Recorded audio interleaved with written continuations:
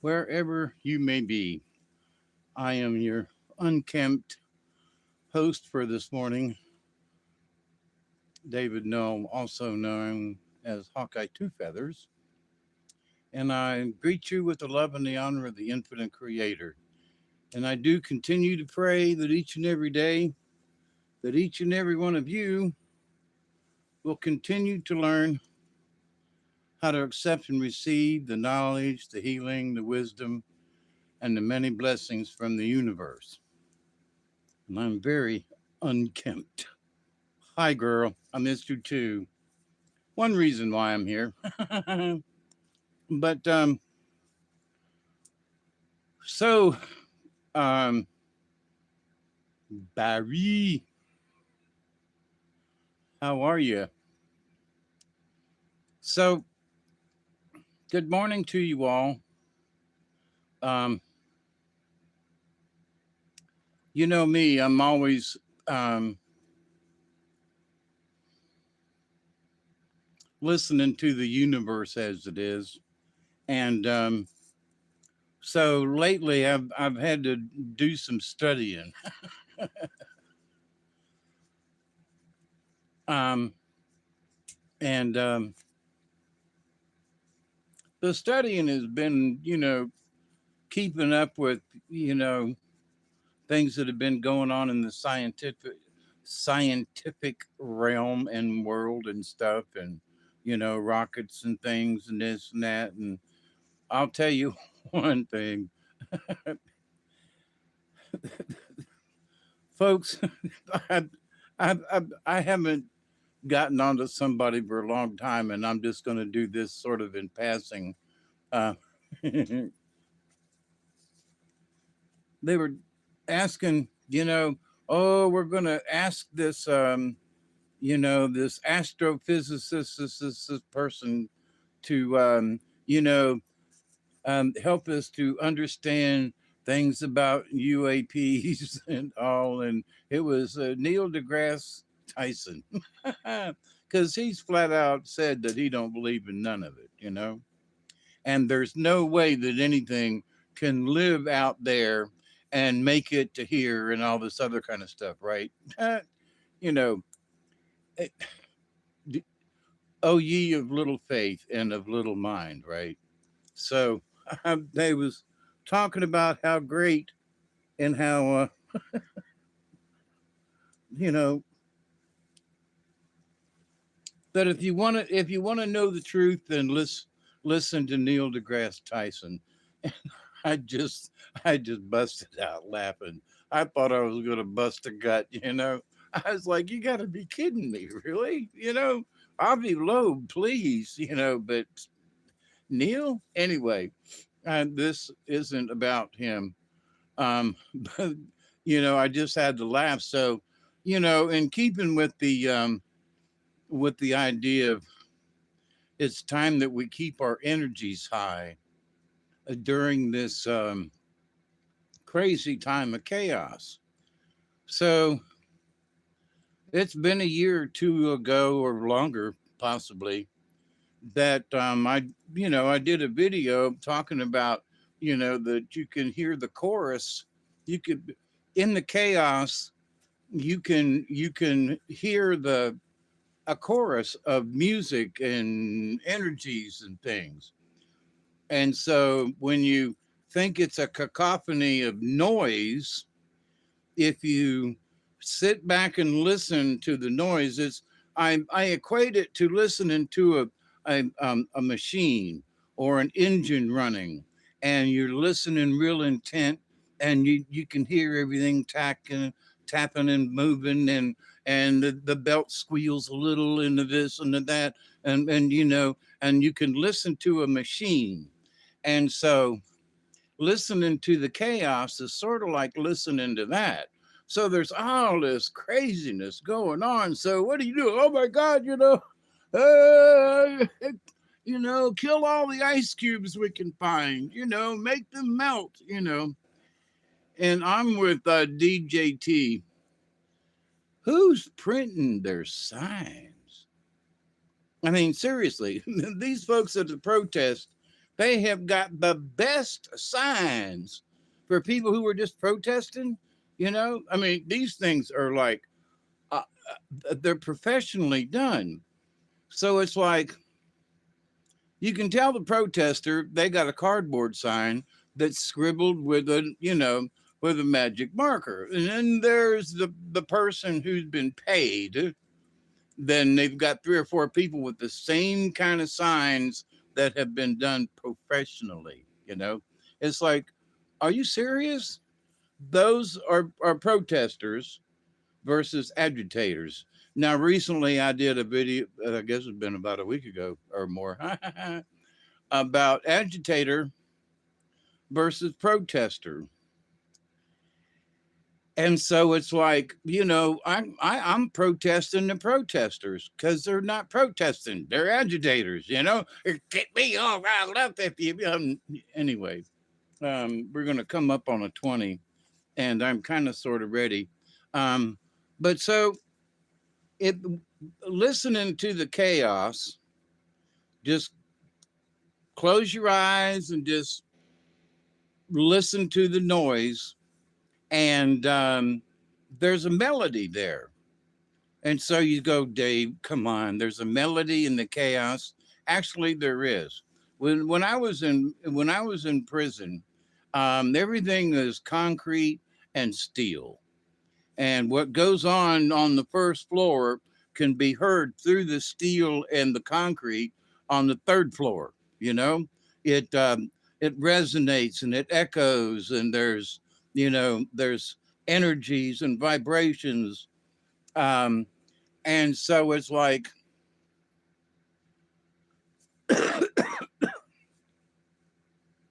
so at night to go to sleep, because you're in prison, you're in jail. um, and so you're laying on your bunk, and so listening to the noise of the prison, the noise downstairs and the clanging, and you know about what time it is because the jailers are going in there, they're doing their walkabouts up and down the catwalks. And you can tell early in the morning at about 2 or 3 when they come and open doors, and the morning crew goes down to the kitchen, to start breakfast. And so after a year you hear these things, and you know what time it is, and you know who's on the breakfast shift, because I was working in the kitchen, so I knew who was on the first shift, and we'd come in, and work. Well, actually, first shift, but second shift, we got there at 7 in the morning instead of 4. So, but anyway, um, the noise of the prison is what I would listen to, and the clanks and the bangs and the this and the that's, and it was like, where it used to keep me awake, I learned to let it put me to sleep. So in learning about different things over the years, there are a lot of monks and people who meditate and stuff. You have to meditate sometimes on like, for example, um, when I was stuck on the river, for example, and it hurt real bad, I had to focus on the pain, had to focus on it. It hurt like hell, but it don't care, but you had to focus on it to get rid of it, right? So with the chaos that's going on, you want to focus on getting rid of it. And you go, oh, but look at all the chaos. Oh, look at the stuff going on over here. And oh, what about Iran? And what about all this in Venezuela? And what about all this over there? And did you know that they signed an executive order today with Roger Penske and folks, and that for the for the upcoming 2000, I don't think it's for this year. I think it's for the 250th anniversary. They're going to have road races down through Washington. They're actually going to have a road race. I mean, St. Petersburg, Florida has one. They close down places and they have it. And so different places do the Grand Prix style. And so that's what they're going to do.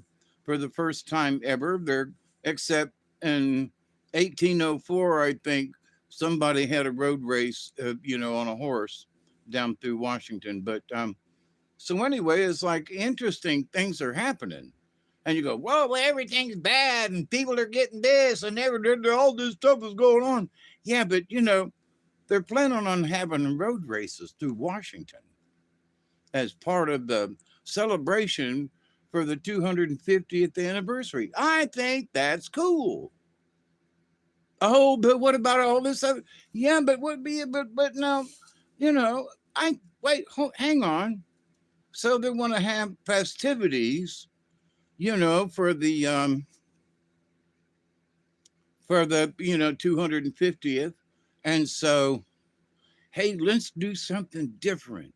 We could have a parade and we could do this, but why not have, you know, powerful engines roaring down Independence Avenue or whatever it is and racing around the mall at 90 miles an hour, or faster. But, come on, everybody, let's go to Washington and watch the auto race. I might want to go see that. You know what I mean? It's like, wait a minute, might be once in a lifetime, and I'm ain't getting no younger. So, but no, ain't that something positive? I'm sure there's somebody out there that's going to find that they're going to be able to bitch about that. They're going to be having NASCAR running down through Washington, D.C. Yep. And who's going to be racing? All kinds of people are going to be racing. There's going to be automobiles racing. And yep. Ain't it going to be fun? There's probably going to be beer. Hey, you can't go to a race without having a beer, So, but that's folks planning on having a good time for our 250th anniversary. So President Trump today or yesterday, I'm sorry, I got mixed up, but that, executive order that's what they're going to do. They're going to plan on it. They're going to schedule it. They're going to, set out the course through the town and through the city. And I think that's going to be just freaking cool, man, whether I could get to DC or not. So, but there are people trying to do positive things for future events rather than everything. We're all going to die. It's catastrophism, right? Everything has to end in a catastrophe. Well, there are enough catastrophes going on, right? Oroville Dam in Northern California is in trouble again. Why? Because they've gotten like 13 inches of rain in like 2 days up in the mountains, and the lake was already full. So, here's the dam that they fixed. I can't believe it was like in 2019. It's been that long ago, but so the dam's been done, but now they're letting water out of the reservoir as fast as they can go because there's so much water coming into the system in Northern California, where a couple of years ago, you could damn near walk across the bottom of Lake Oroville because it was so low. Now it's almost topping off at having too much water. So it affects everything downstream all the way through California. And there's already the rest of California's gotten a bunch of rain. And so it's like, oh my God, they're having floods again. Well, a couple of years ago, no offense, but y'all were bitching that you didn't have any rain at all. I'm sorry, but right now, South Georgia, my well is dry. It's been dry for 3 months now. January, December, yeah, in November it went out. The well's dry. So would like to have some of that water come over this way, because if we just got some more rainfall, I would have water in my well again, and I could actually take a real bath, instead of just sponging off with really cold water, by the way. Um, but I'm still here, I'm still breathing, and I appreciate every day the fact that I'm not pushing up daisies, you know? Hooray, right? So, oh, woe is me. Life is so tough. Katniss, hey, baby, how you doing? Protesting the protesters. Yep, I am. And it's because they're, me, I look at something and go, that dumbass, you know. So don't even get me started on, on people who do dumb things and then get shot or undeaded, or unlived. And anyway, you too, Katniss. Oh, it's a 20.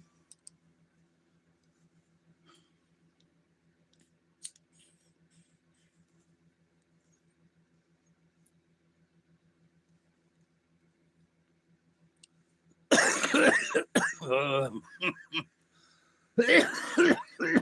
was a good one right there, buddy. So now,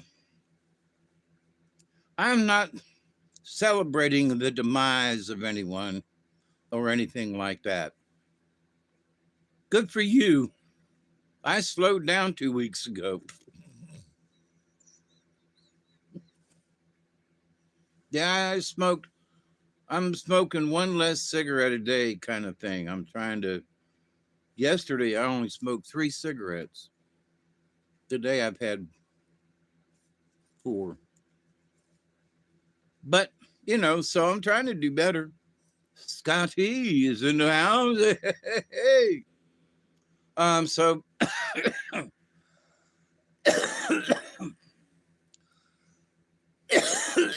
So I'm not having any fun laughing at the demise of these people. Um, Not a bit. In fact, I feel very sad, for the individuals that got caught up in Jeannie's still in the hospital. Let's all say a prayer for Miss Jeannie. Um, is she stable, Barry? I hope. Um, but I'm laughing at the people on the other side who've gone overboard with their emotions. And yep, prayers for Jeannie, you know. And remember, if you want to send medicine or healing, send it with Crow, because Crow is the messenger for the magic and the healing. So think of Crow as the messenger. What did I see? ICU? What? She's in ICU? Well, that's not good.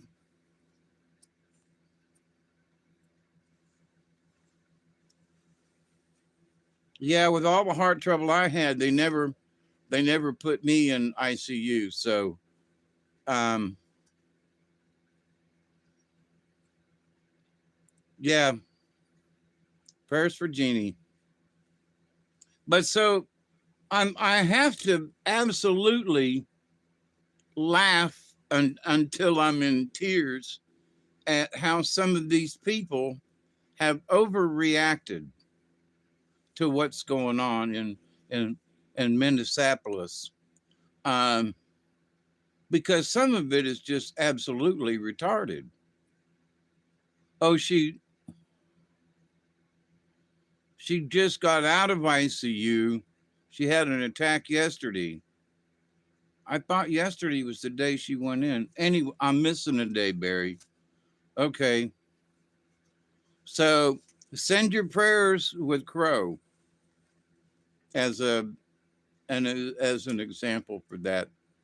But so looking at the lunacy of um, of some of these left-handed people, you know, lefties. I've known several lefty-handed people over the years and ambidextrous people, but so you know, speaking of the lefties, um, and they gave her med that made her heartbeat too slow.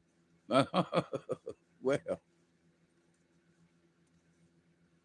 I have been there where you know well my heart my heart rate has always been in the upper 50s or lower 60s.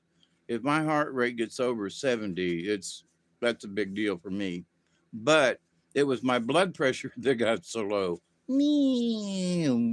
Bottoming out. So, but you know, that heart stuff, so far it feels like my stent is working. Um, you know, some days are are still harder than others. So, but anyway, nonetheless, prayers for Miss Jeannie. Um, they put her asleep and defibbed her. Ooh, I have not had to have that happen. Thank goodness. I've had enough happen to me, but not that so far. Knock on wood. So,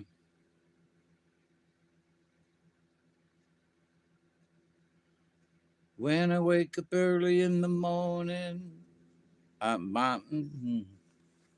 still yawning. When I wake up in the middle of a dream. Anyway, I was thinking if you know put you to sleep and go and you wake up like brrr, zapped out of your brain, you know. So, but anyway, so in this time of chaotic stuff, you know, I spent 3 days this past week in defib. Huh? Is everybody having heart issues here now? Is this the new thing? I know I did not know this, but two of my brothers up north have had um, ablations where they go in and laser cut, sear something. Anyway, so both of them have had stuff before I had my heart attack. So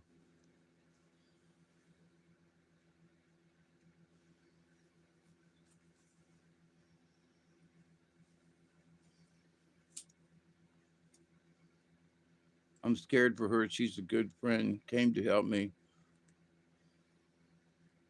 Yeah, but Barry, you can't think negative now. I understand what you're talking about. And that's part of the thing about, you know, we got to stay upbeat in the chaos.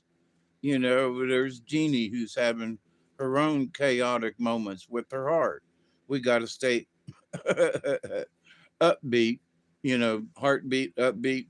But honestly, we got to stay upbeat because of the chaos and the scattered energies and um the chaos is low energy and we just we can't go into the future with this low energy thing, right? We That's one of the things I say, for me at least, the galactics have kind of, you know, harped on, if you will, and that's that, you know, if we're going to make it, if the earth is going to make it, we have to do it with a higher positive value of energy, right? And so they come in with all of this chaos, trying to drive our energy levels down and to keep our spiritual energy in boxes and cages and you know at each other's throats and everything. And we have to recognize it for what it is. We got to stay out of that shit. Plain and simple. Do not get involved unless it directly directly affects you, stay out of it. You can have conversation with people, you know, and if you really want to, you could have spirited conversation, like in arguments. And yeah, thank you, Scotty. Yep.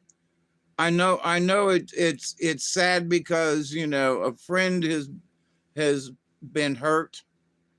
And I know that myself, having gone in and spent time in the hospital by myself, getting the stent just a couple of months ago over my birthday. It's like, it's still kind of fresh in here. You know what I mean? I still have some really bad twangs in my chest. But it's still beating and I'm still breathing and I'm still very freaking glad to the universe and thank you, Creator. And so I took my good health for granted for 70 years, you know. Um,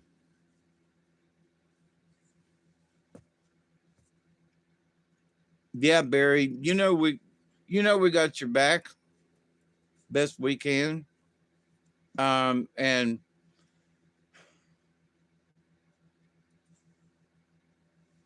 Crow, healing for Jeannie. Well, I do. So,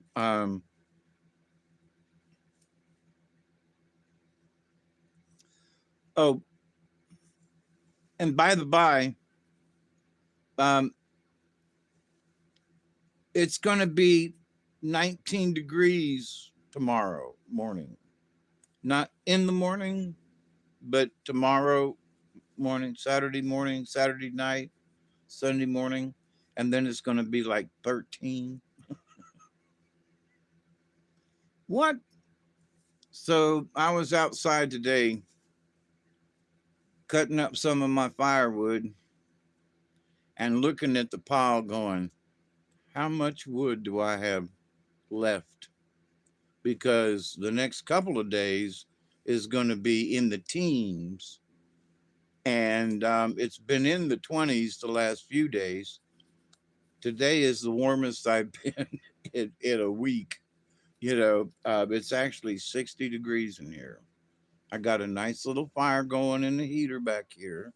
I got my little heater going on down here, and I got it set to where if it goes below 58, it comes on. So right now it's running. But I'm the most comfortable right now as I've been in a week. Uh, me and Doug have been up underneath the covers. That's one reason why I haven't been on here. I've been too freaking cold, and I've got firewood, but something told me that it's fixing to get colder, and I've only got so much wood, and with my bad back and everything, I just haven't had the opportunity to keep up with cutting trees down and collect. I got plenty of wood on my place. Don't get me wrong. But this year, with I didn't think it was going to get this damn cold. Usually there are breaks in between. There hasn't been a break, as far as the cold weather.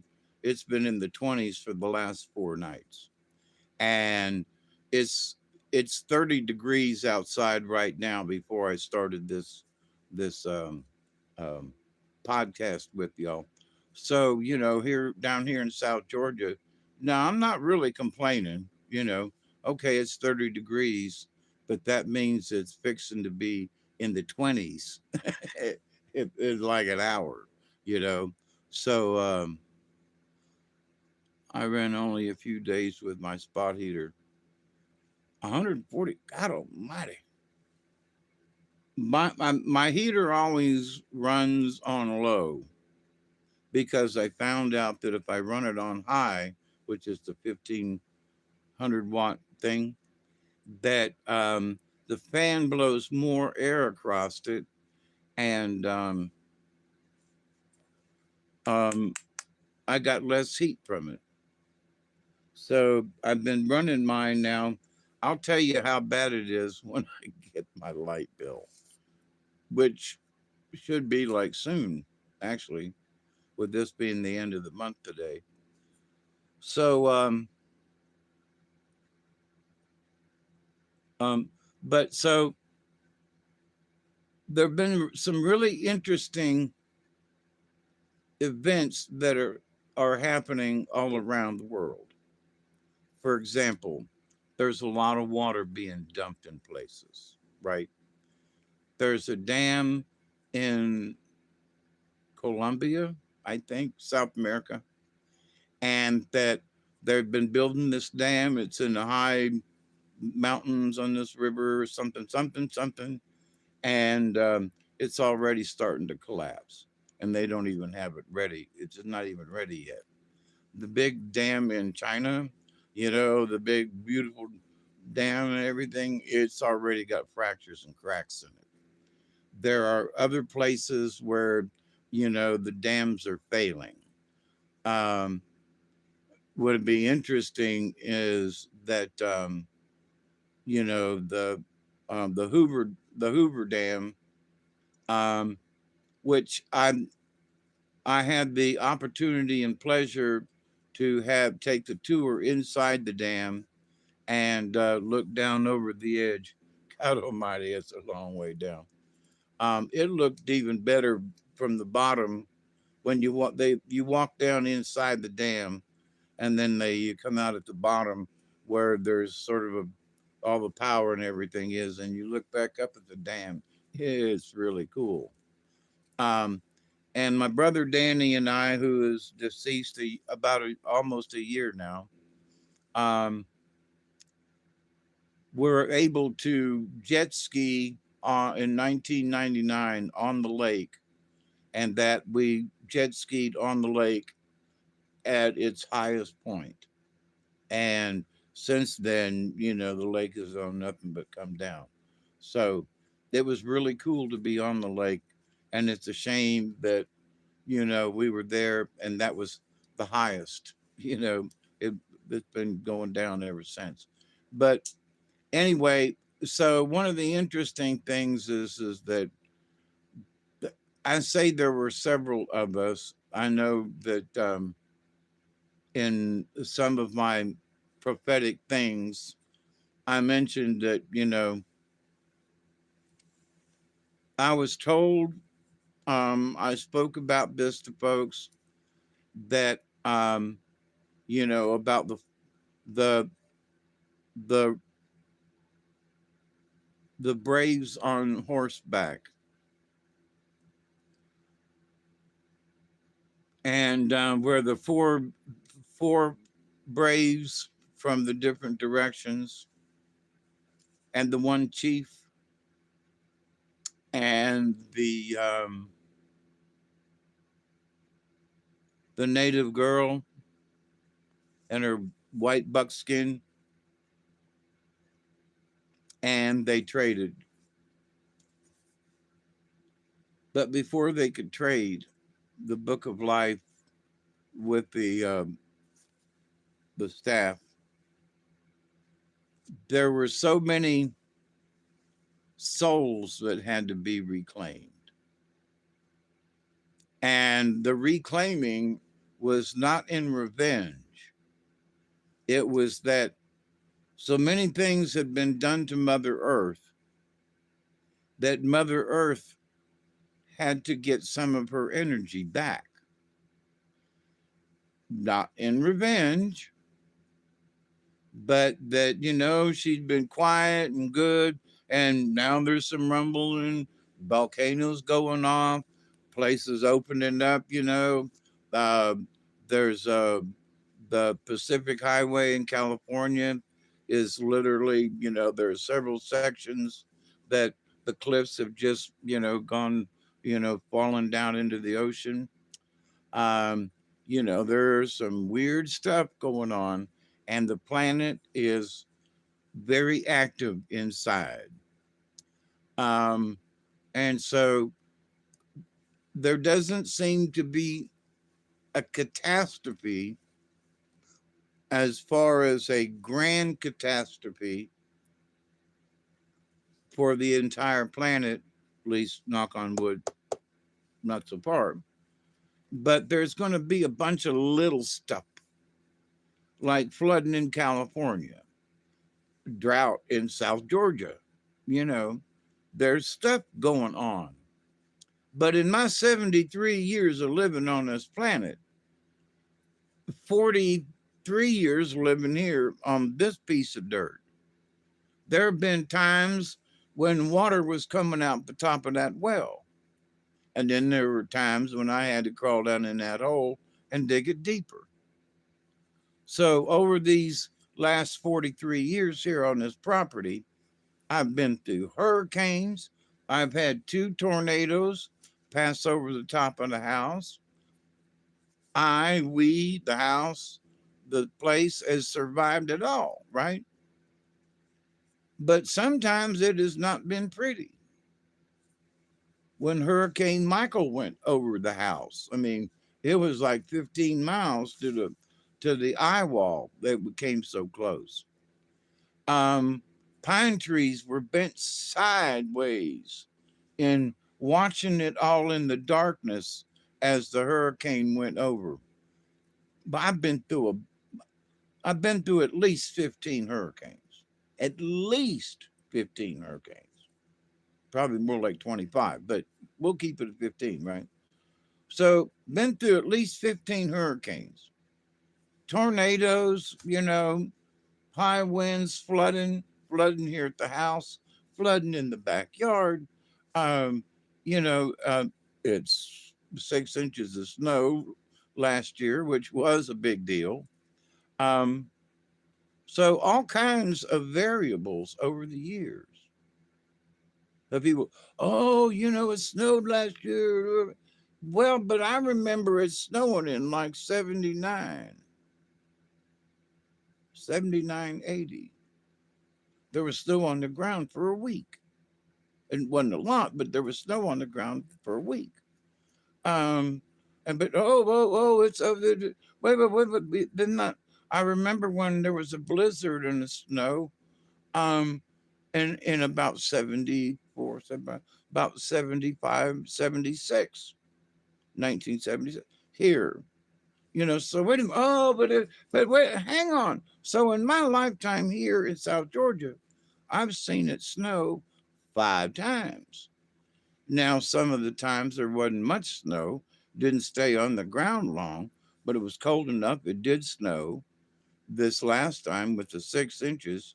I remember before I moved up to Georgia back in the early 70s that Moultrie shut down, and there were people that were, sledding down the middle of the streets in Moultrie where there was a hill, because there was so much snow. So it's like, but wait a minute, but this last time, oh, it's a big deal. Wait, but it's happened before in my lifetime. It's not that, oh my God, well, yeah, I am getting old.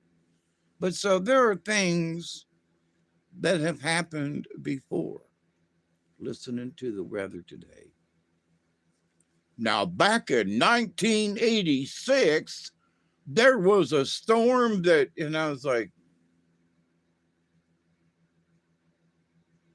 1986 was a long time ago.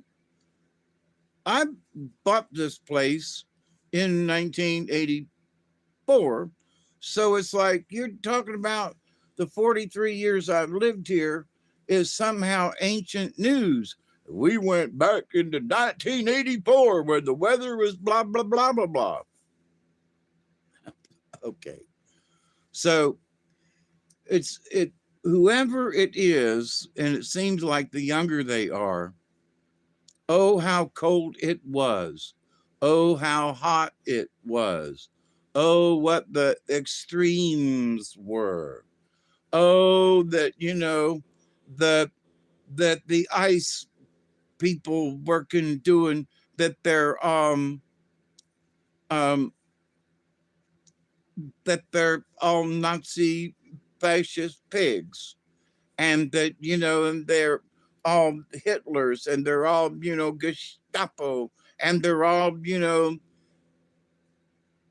after the Somalis. Somalis with the Malis, never mind. So, but in this time of chaos, we got to find something to stay positive about. And there are positive things going on, like them going to planning motor races, in Washington, D.C. for the big festivities. I think it's great.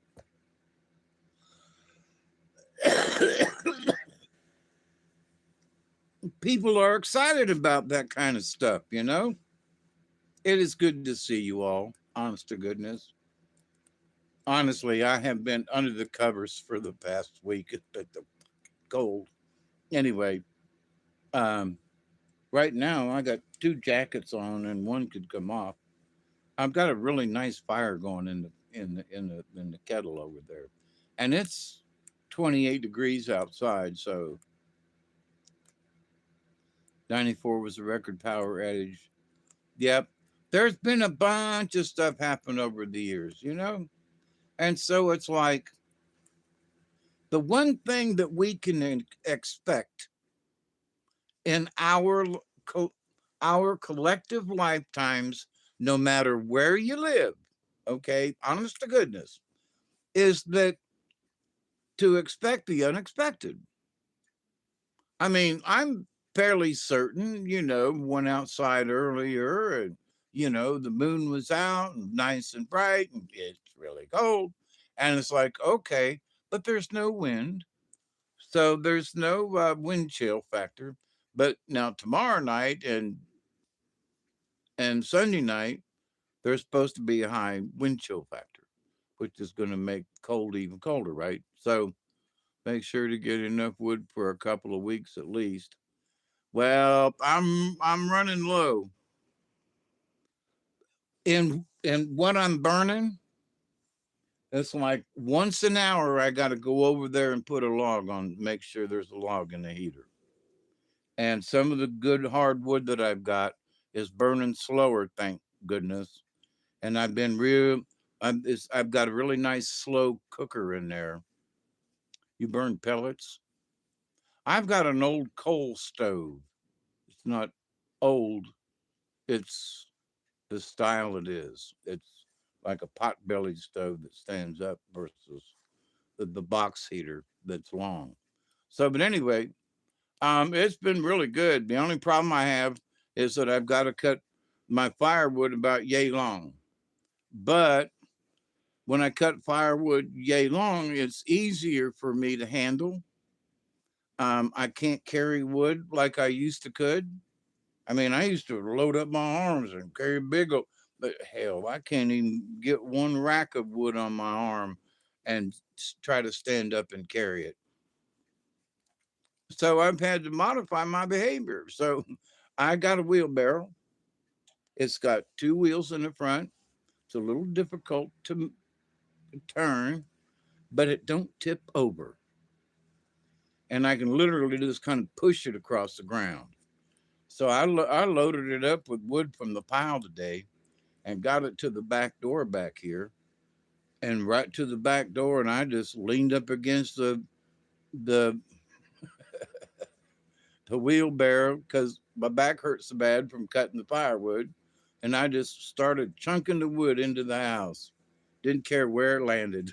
Just get it in the house. I'll put it over here in a pile later on, right? But but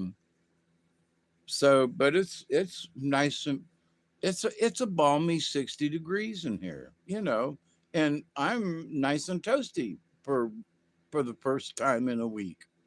But I'm gonna have to ration my wood out this next couple of days. Check Facebook for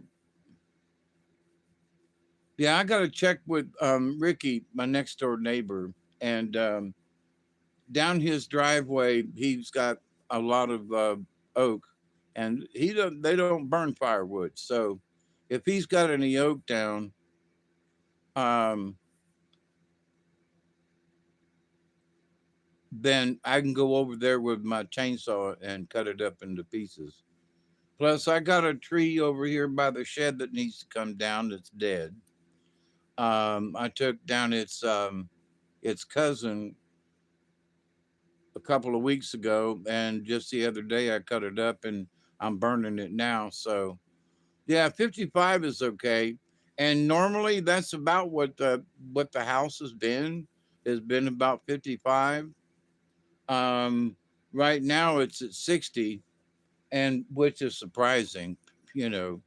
But I caught it early before the house dropped too low, and so I've been able to maintain it 59 ish, which is very comfortable. So I'm hoping that my back holds out to be able to cut more firewood because I got plenty of oak on this place. And there's some down along the edge of the woods, and I go crank up the lawnmower and drive down there with one of my little carts and go pick up some wood. But yes, I can do it if I can walk. That's been my issue. I got plenty of back when I first bought the property and I was looking forward, looking ahead, right? I got plenty of wood. I got a wood stove. I got, so no matter what happens, I can always stay warm. I can always get wood. I can always, which has been true, right? Except that I did not foresee in those plans where I was going to be handicapped to the point where I wasn't going to be able to pick up a log, let alone, cut or split firewood, right? So, anyway, we have to adjust. That's all there is to it. We have to adjust. So, but, the other day I was bitching about it.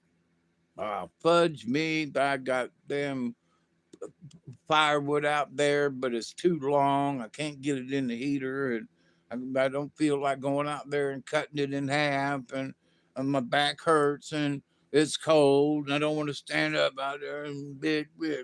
And it was cold. It was a bit. It was nasty. And so it's like, so me and Duggar stayed under the covers. So thank you very much. Adjust. This is the first year I have the wood ready. That's good. Yeah, and the wood that I've got came in late last year from my buddy in Florida. And he was like, "Well, I'll bring you some firewood," because they had a big tree that went down, crushed his shop. God, I mean, all his tools and everything in it. Huge oak tree. Ah. So, but so he brought me a nice truckload full of it, that oak tree from his yard, and that's what I'm working off of. Thank God, thank you, Brad. You know, um, but I've got to find some more wood because of how cold it's going to be these next 2 days.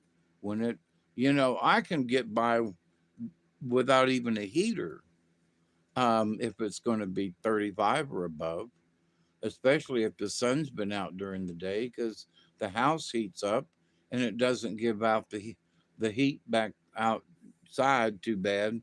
And it'll be 50 degrees in here in the morning, but that's okay. I can deal with that. But this morning it was 38 in here. I was like, no, no, no, no, no, no, no. It's 38 degrees in the house. It was 35 degrees outside. No.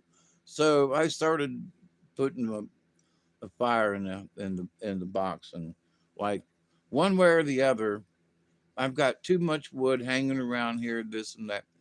If I burn the pile that I got out there, I'll go find some more. you know. So, but anyway, so um, as I sit here and giggle and laugh about it, oh my God, that means my back's going to hurt.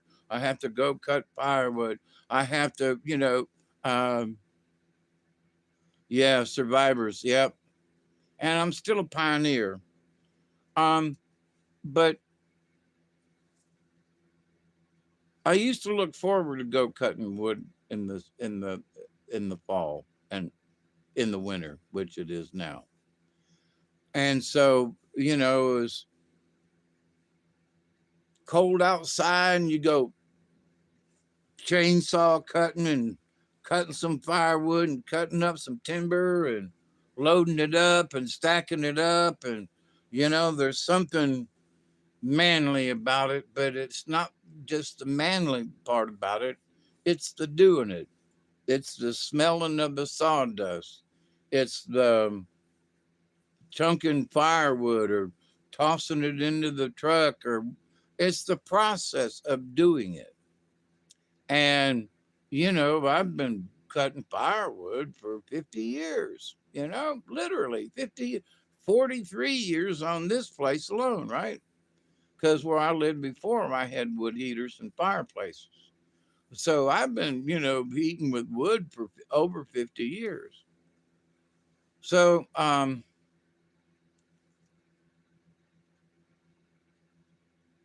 55 years. But anyway,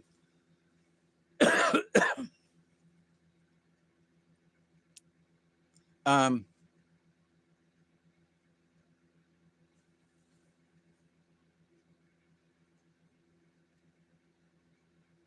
so it's sort of like old hat for me, when wintertime comes and there's that frosty nip in the air, it's time to crank up the chainsaw and go pile up some wood for the heater. And I wish I had a fireplace, but I don't. And my neighbor walked railroad collecting. Yep. The first house I rented when I moved up here to Georgia, um,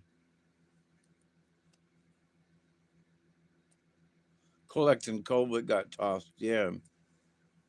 Used to walk the railroad track, but they used to go down with them cutters and cutting any trees on the right of way. And so I'd go along and cut up. I could drag some of them to the house.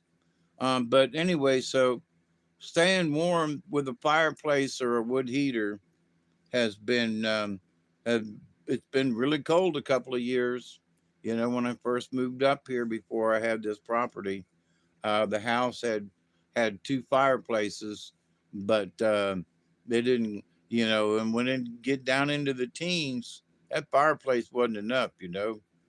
So, but that's when y'all moved into one room and closed off the rest of the house and just stayed in one room, you know. And if you were going to go to sleep in your bedroom, then you gotta, you could get the frying pan hot, right? Just put the frying pan and so it'd get nice and hot, without scorching you, and take it in there and put it in between them covers, and warm up them sheets with that frying pan, you know.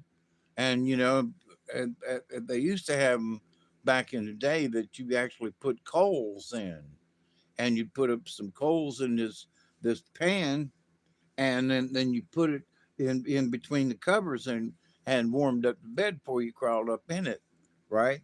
So, but anyway, but those were those days, and 6 or 7 quilts crawl up underneath them, just enough of a hole to breathe out of.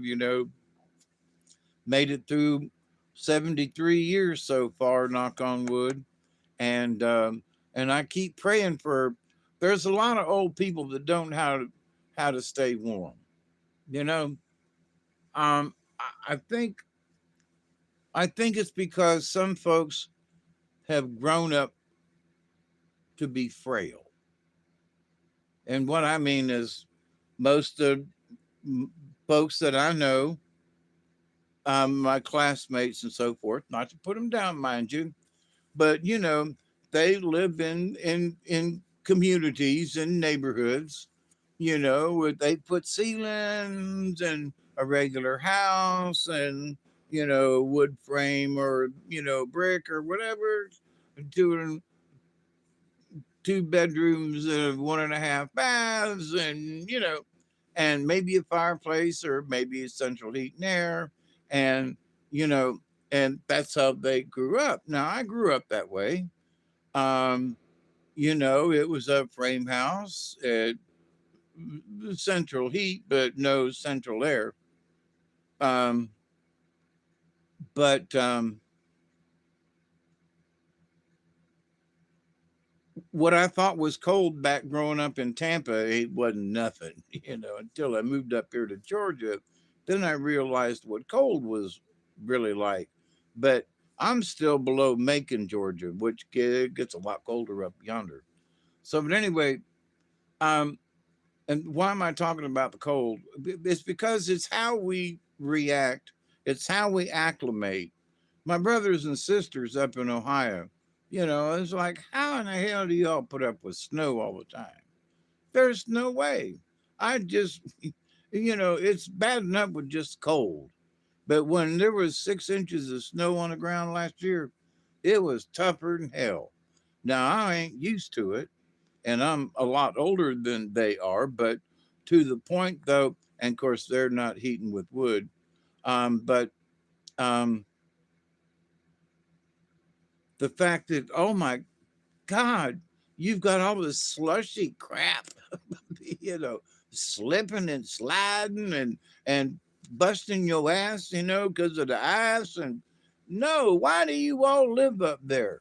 It's like, no. That 6 inches of snow last year was pretty. It was fun, but I do not want to move north. Mm-mm. No, maybe during the summertime, and early fall or early spring, but no winter time for me for up north, right? So my hats off to all y'all. I mean, all y'all who are putting up with snow and sleet and stuff like that. I'm glad we are far. I am far enough south where it's cold outside, but I don't have sloggy sleet and snow and mush. So, but anyway, it was fun last year to have 6 inches of snow. It was fun. I, if it snowed again down here, I would be much more prepared. But none of us were prepared for what happened last year. Least of all me. But anyway, burning wood is outlawed by the Energy Control System. Where at?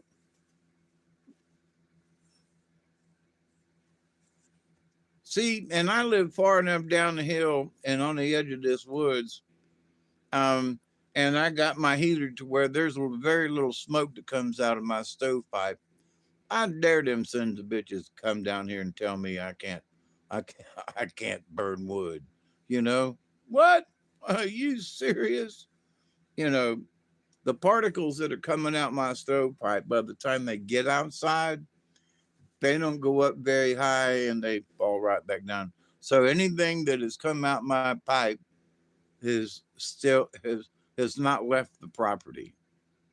It has not gotten hot enough to go up into the atmosphere and to get carried away to somebody else's house. Whatever has come out my stovepipe and into the air as fumes or whatever, and when it gets cool, it just falls back down to the ground. Might be the reason my garden quit growing. Anyway, so positive energy. So, could talk about all the catastrophes that are going on. And there's some crazy stuff now, don't get me wrong. But I sometimes wonder, I remember in the 50s growing up that, how cold it was and how much snow there was on the ground in Dayton when we left up yonder to come down south to Florida. So, and that the snow was drifted up in between the houses there. But I remember you could pat one of the last things I remember, you could pat the snow when you opened the upstairs window. You could reach out and pat the snow. And I was like, man, this is, you know, and we left the next day, for Florida. So I remember being in Ohio and going to school in the snow when I was little, 6 years old, 7 years old. I remember it. I do. So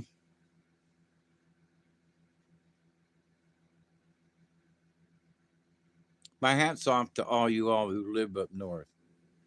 Now, um, if I wanted to go north and stay and visit somebody or something, and it was cold, it was snowy or whatever, I remember going up yonder a couple of years ago, and yeah, snow punches back. Yeah. Um, so it's like I I could build my mind up to the point it's like, okay, I'm gonna go visit Charlie and and they're in Tennessee and they got 3 inches of snow up yonder. Okay, I'm gonna go visit Charlie, they got 3 inches of snow, and I can kind of deal with it in my head, right? Because I've been to Tennessee when there was 3 inches of snow and a blizzard and kind of sort of camped out and it was cold as hell, but my brain was into it and it didn't bother me, right? So, but getting kind of caught off guard that 6 inches of snow and like holy crap, and everything you see around here was covered with snow. Couldn't find shit. Tripping over stuff in the snow. So, but anyway, um, there was the surprise of it, I reckon.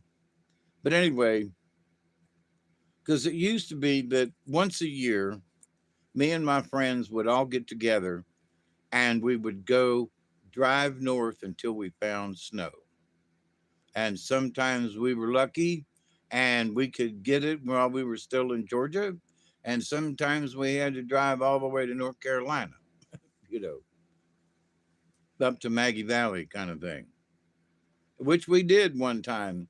And there were four of us in a van. Let's see, one, two, three. Yeah, there were four of us in a van. And when they picked me up here in South Georgia, they were in Tallahassee. They handed me a piece of blotter and said, "We're going on a trip. You ready to go with us?" And I was like, "Sure up," because I had had some acid myself. So not only did we take a trip north to go find snow, we took acid and took a drive all the way to North Carolina. Anyway, so find joy in something, right? Oh God, but it's so cold outside. Yeah, yeah, yeah. Okay. So make some hot chocolate or do something, get your frame of mind out of it. Because that's exactly what I had to do today. It's like, damn, Dave, it was cold outside. I know. I guess it's going to be even colder tomorrow. I know. What about the day before? The next day is going to be 19, and then it's going to be like 13. Son of a bitch. We got to go get some firewood. Come on, let's get your ass together, kick yourself in the butt. Let's go. So, every one of us sometimes needs to kick ourselves in the butt. I think what it is for me, at least, as the older I am getting, the harder it is to get my foot to kick myself in the butt. It's like, son of a bitch, I can't get my heel back up there. I'll just take my shoe off and whoop myself with it. So, but that can't give up, can't give in. And these sons of bitches are trying to create so much chaos that they're trying to bring everybody else's energy level down. Now, with all of the stuff that we were given, now, I think Mars was lined up the other day with the Earth and Jupiter and everybody, and Mars being of war, and there's war going on with all this craziness that's going on. It's like, okay, I can see where the planets aligning with Mars up yonder, you know, being the warlike entity, to stir stuff up down here. Okay. Well, now that Mars is gone, it's time to settle down, put your swords and shields and, put them all down and chill out. It's cold enough for y'all to chill out. And here's the thing. I was listening to the news today. Now I find this hilarious. Bear with me. Ooh, we're coming up on another 20. Um, we're listening to the Canadians, right? Alberta and Saskatchewan. These folks are standing out in the snow.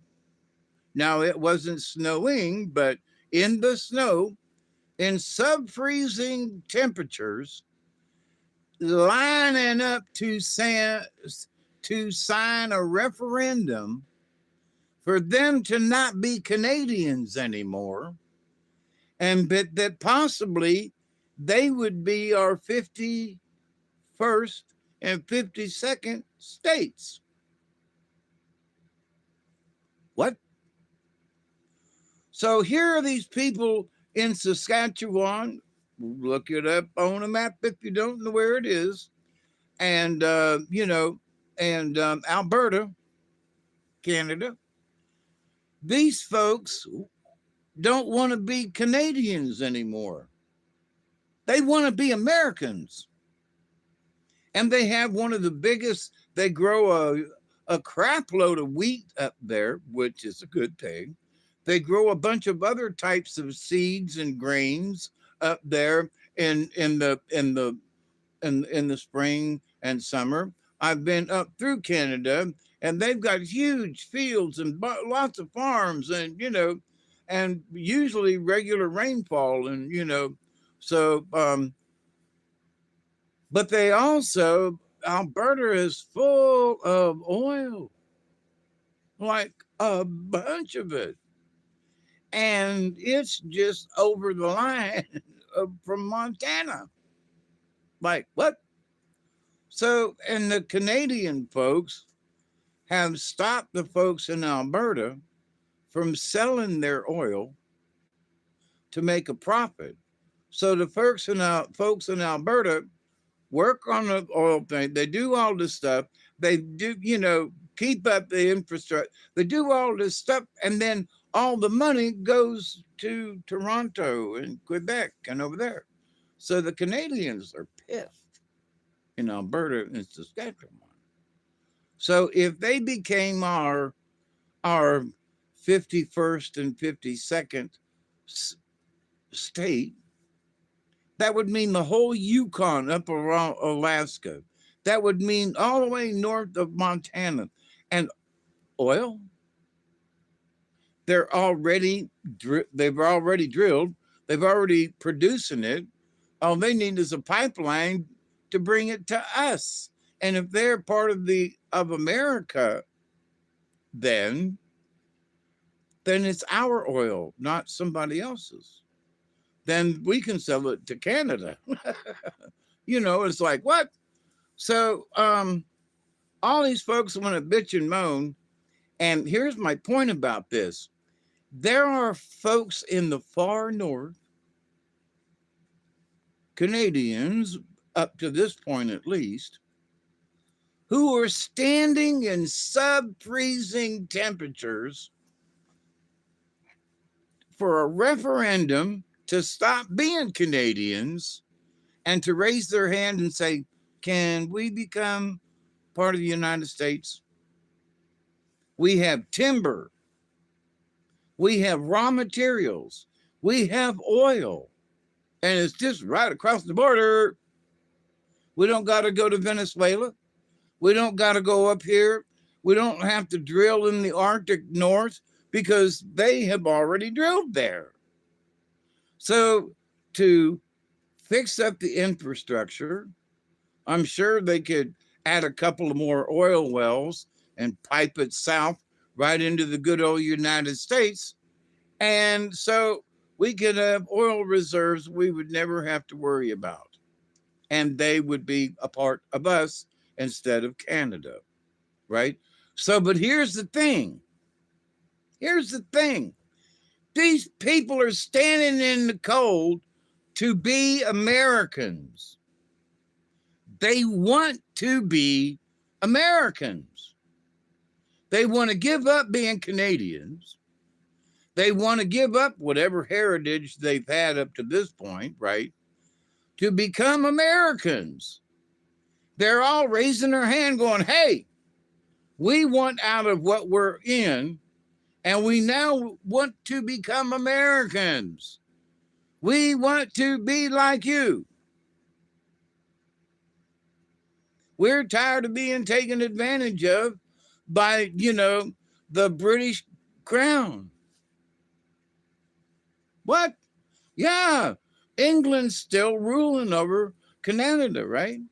And they're like, nah, they would be much better off to be a state and part of the United States as they are in their current situation. But here's the thing. They've already thrown up their hands, Scotty. They're like, hey, come and take us. Wait, no. We give up. Come on.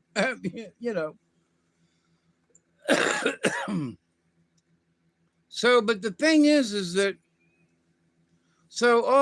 Greenland, Venezuela, there are people who are busting their ass to become Americans.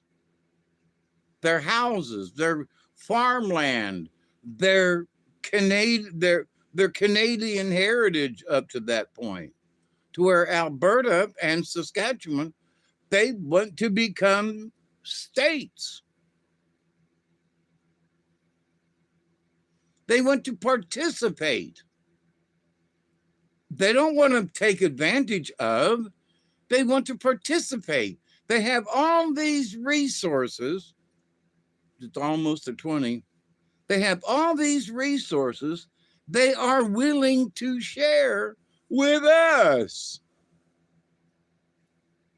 We should be going up there going, come on, hey, I'll stand in line and give you all coffee.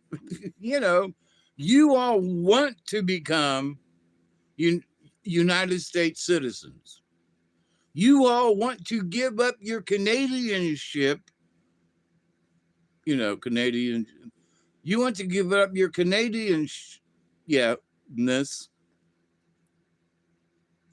because you want to become an American. What? Standing in line going, I want to become an American. Can I come? Going to give up our land. We want to become part of the United States. We're willing to pay taxes. We're willing to do whatever we could. They're going to be independent states, and they'll rule each other with their own constitutions, etc. But then they will become part of the United States. I think that is great. We should encourage them Canadians to give up the other Canadians. They want to be like us. Holy crap in a bag. Is that not something to be happy about? No, so there are these Somali galleys in Minnesota, and they were saying that Minnesota should go to Canada, and Saskatchewan and Alberta should become the United States. That would be interesting. There's a bunch of Somalis in Canada already. But anyway, and there are a bunch of Russians in Canada because I met a few when I was there. Nice Russian ladies, but Russian nonetheless. Not that I have an issue with that. I just found it interesting how many Russians were like right across the board, and they're worried about, oh, the Russians are, they're in Canada, you know, quit worrying about it, oh, but the Russians are in Canada. It is 2020. Thank you very much, Scotty boy. Cheers, my friends.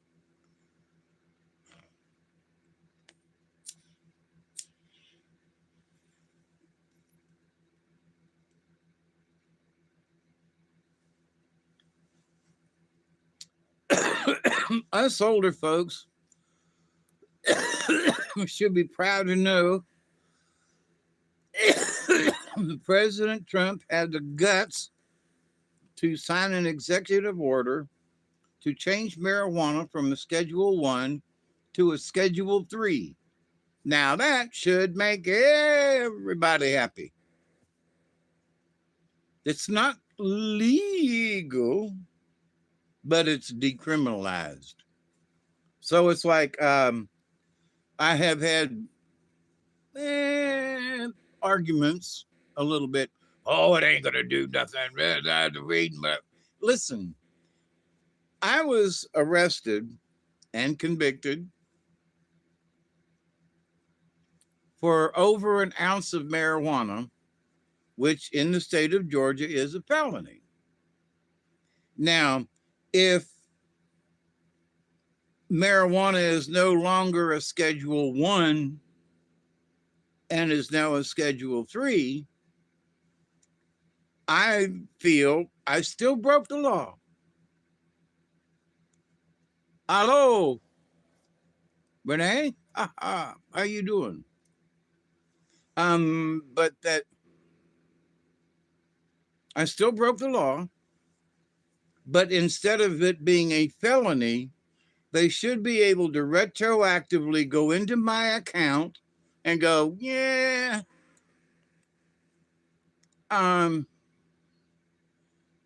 you broke the law, but it's a misdemeanor now. I didn't have pounds of marijuana. I had over an ounce of marijuana. So it's now a Schedule 3 instead of a Schedule 1. I would impose to the state of Georgia to say, hey, okay, it's now a 3. We're going to knock it down to a misdemeanor. I still broke the law. I'm not telling you I still broke the law, but it's a misdemeanor now instead of a felony. So now I can have my rights restored. Now I can buy a gun if I want to.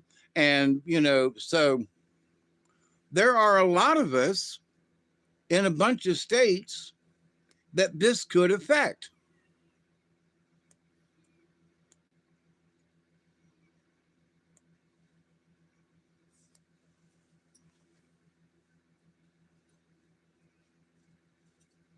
Is that French I'm reading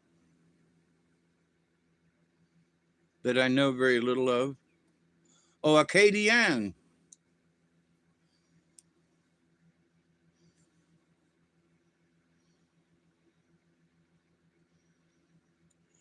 I used to know a little Cajun. So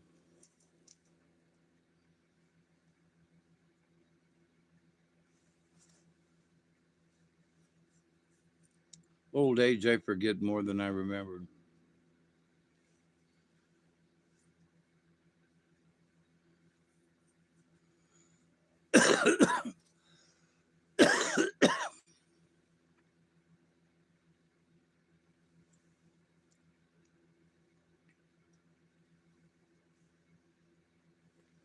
And cheers.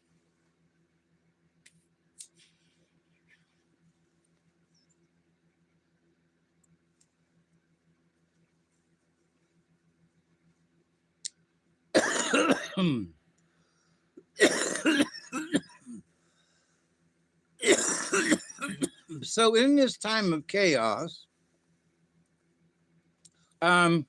with all these people bitching and complaining and the ICE agents and everything, and it's all of a sudden when they changed the tactics the other day, when Homan showed up in Minneapolis, um, that all of a sudden things got a little quieter.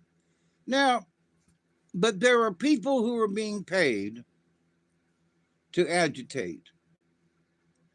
Oh, Dave, how do you know that? Because of the signs these people are carrying. These signs are professional signs. I know a professional, actually, I know 3 different professional sign makers down here. And those are professional signs. They didn't make this in their backyard. No, they're stapled on or done that on. And it's like, no, that's some professional printing. It's a big printer and it's a big no, that's expensive, you know, expensive signage. So somebody's making signs and handing them out to people.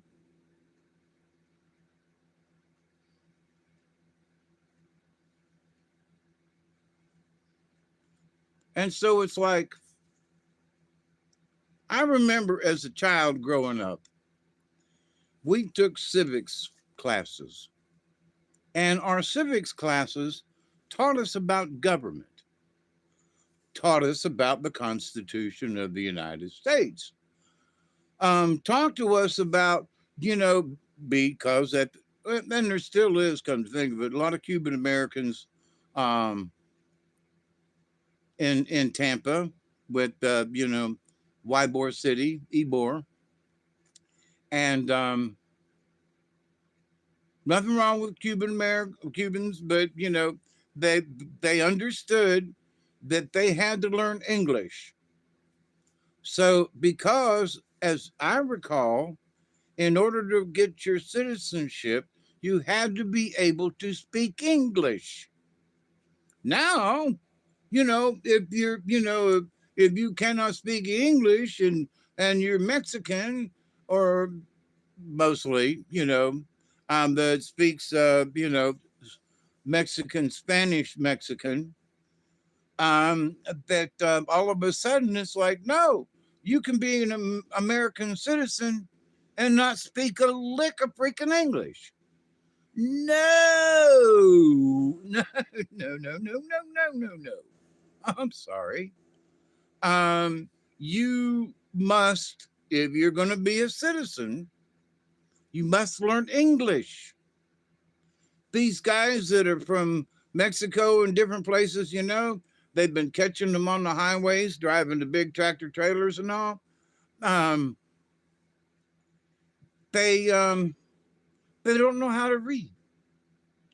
So, that guy that made the U-turn in the middle of the highway and everybody ran into him and killed all the people and stuff and all that craziness.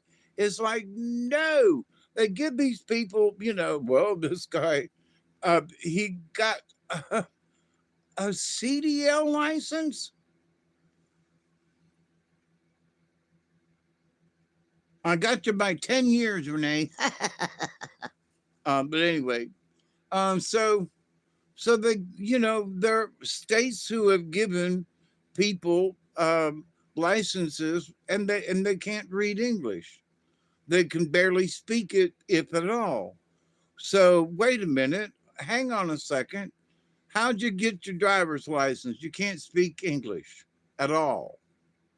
Uh, Not a lick can you speak English. So it's like, wait a minute. You should be able to speak some English to get a driver's license. Why? Because you're in America. If I was in Germany, and I know how to drive, but to get a German driver's license, I would expect to be able to speak at least a modicum of German. Like, where is the bathroom? You know, I am French is French. Good for you. Are you in France or are you in Acadian?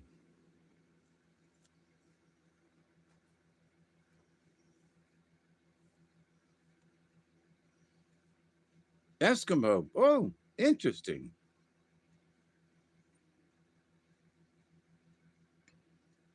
I had some Native American friends. Well, Native North American. They were Canadian. Um, which means those. I wonder how that would work for those tribal lands up yonder in Saskatchewan and Alberta. Because I met some folks that I cannot remember the tribe, but they build these great big teepees type things, and it snows so much they have to crawl in through the hole in the top to get in. Yeah, we welcome you. I had a friend of mine who was um, Tlingit. He was a Tlingit elder legend keeper, Kashkalaroo. And he spoke French, and uh, he was a mathematician of all things. But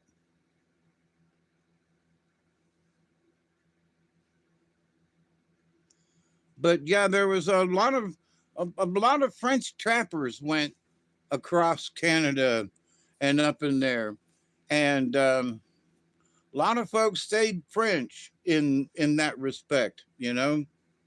So goes back a long time, but welcome.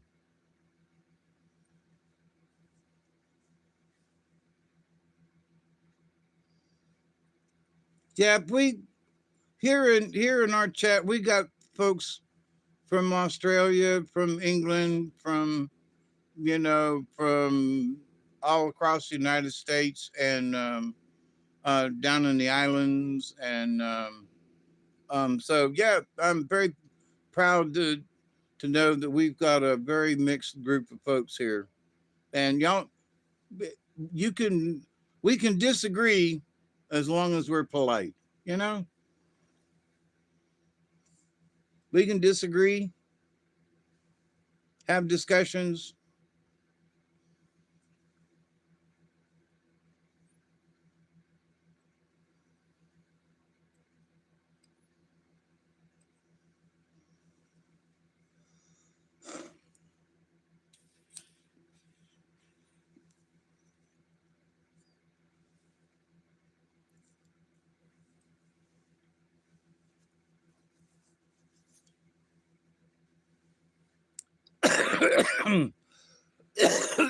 So I'm listening to folks, and there are those Democrat folks. Everybody wants to leave the country, and it's like adios. You know, I can't stand it here no more. Well, I felt that way when George Bush was president. It took me 8 long years to go through his presidency. Him and good God Almighty, Dick Cheney. Dick Cheney had been in South Georgia a couple of times. Um, I think he's finally dead. That sounded rude, but I didn't like the guy. He was, you know, oh, there was 9/11. There was mass, you know, there was you know, mass things, hidden in the desert, and the towers. They were, airplanes took them down. Bullshit. You know, the airplanes did not take the towers down. Aluminum airplanes do not take steel structures down. Period. They were gasified. They were turned to dust on the way down. The oddest thing. Oh, and what about Building 7? Polar bear.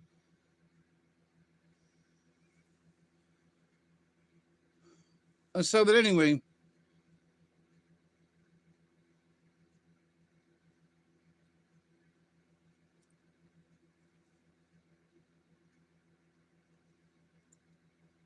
but what we have been through as a United States that away. Hey, um, look what we have survived, you know, and as a nation, as a planet, you know, um, there are folks who want to bitch and complain about Trump all the time. And it's like, so he went over to Davos and he's got a peace initiative. And, and it's like, a panel for peace. So all of these nations now want to sign up um, to be a part of this peace initiative. Well, they've been members of NATO and of the UN for years. They've had years 10, 20, 30, 40, 50, 80 years, right? To do something. What we have survived is our victory. Absolutely. I'm pitching what? I'm good pitching about. So, but, you know, oh, Dave, you sold out. No, I haven't. You know, I see practical things happening.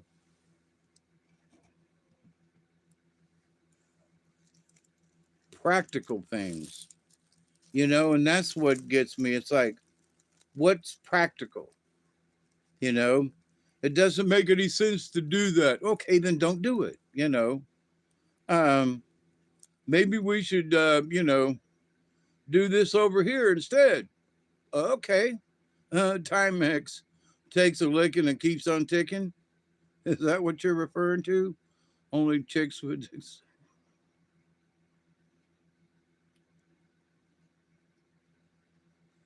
But so it's going to be interesting um, with Trump being president that he signed an executive order that there are only two sexes. And it's like, okay, period. If you're gender confused, you got a mental problem. Now you can be gay, but if you want to cut off body parts to become another thing, nah, you really need to go talk to somebody. And you should not be encouraged to cut off your dingaling. No. I mean, no, space-time continuum. Now, I have listened to some folks here recently, and they've stated that they absolutely believe that there are things that show that we have seemed to have been put onto a different timeline. And I'm like, yeah, okay, maybe different timeline, huh? Well, I don't know about that. But then it was brought up about look at all of the Mandela effect things.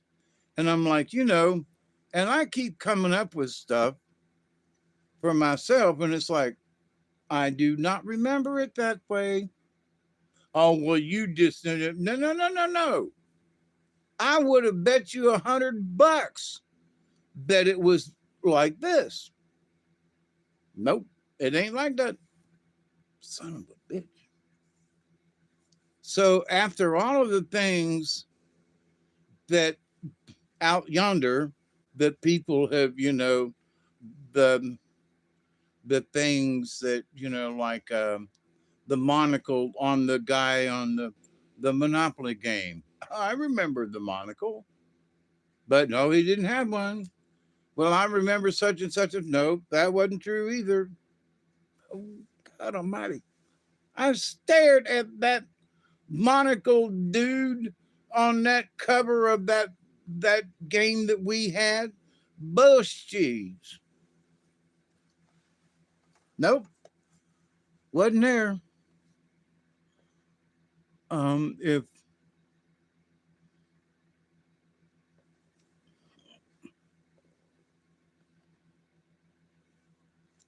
so, but anywho, um, after thinking about that, maybe we have skipped over. Or here's the thing: what if everybody else has skipped over,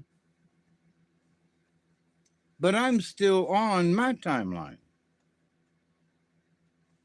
because I still remember certain things being a particular way?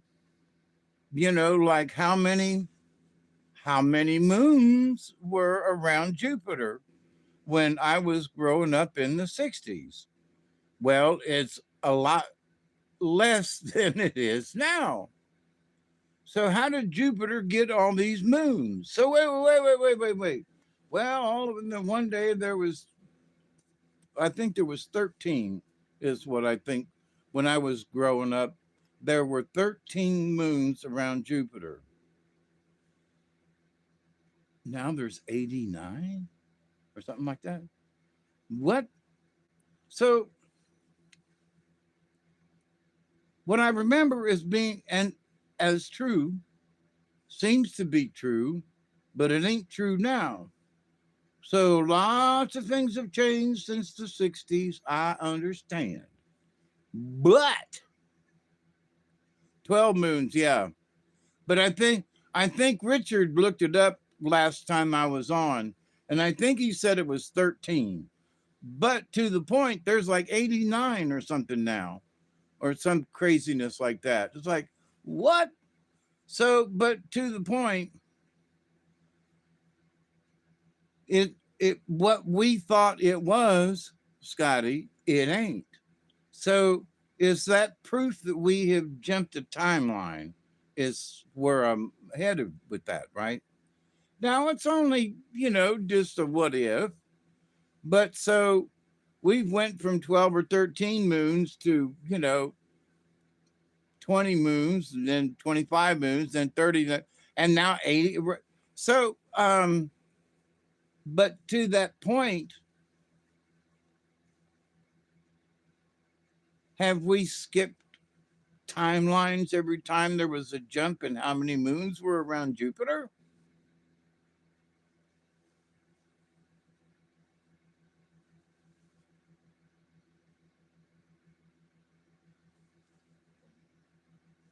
Yeah, but I can't remember if it was 12 or 13, but it still wasn't what it is currently. So, but and that's sort of my point, right? So, but in looking at things personally, right?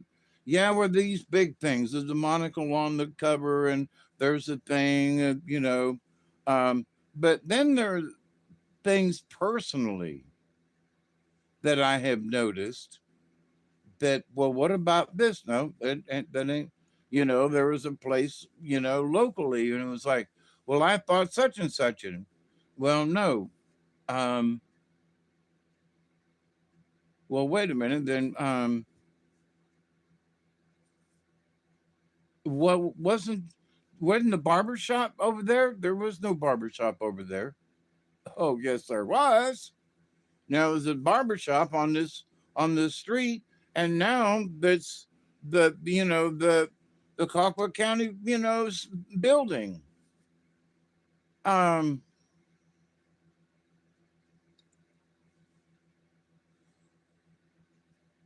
Speak it all you want, Renee.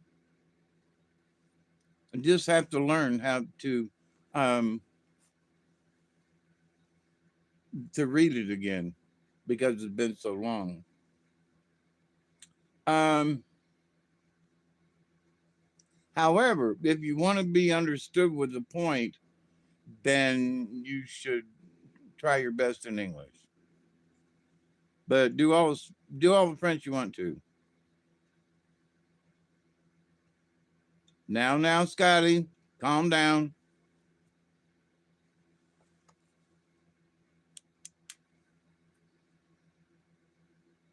If you want to be understood, repeat it in English.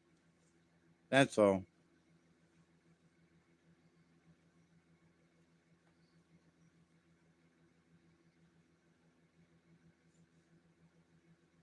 Yeah, because I miss chatting with my Arcadian friends, and I, um,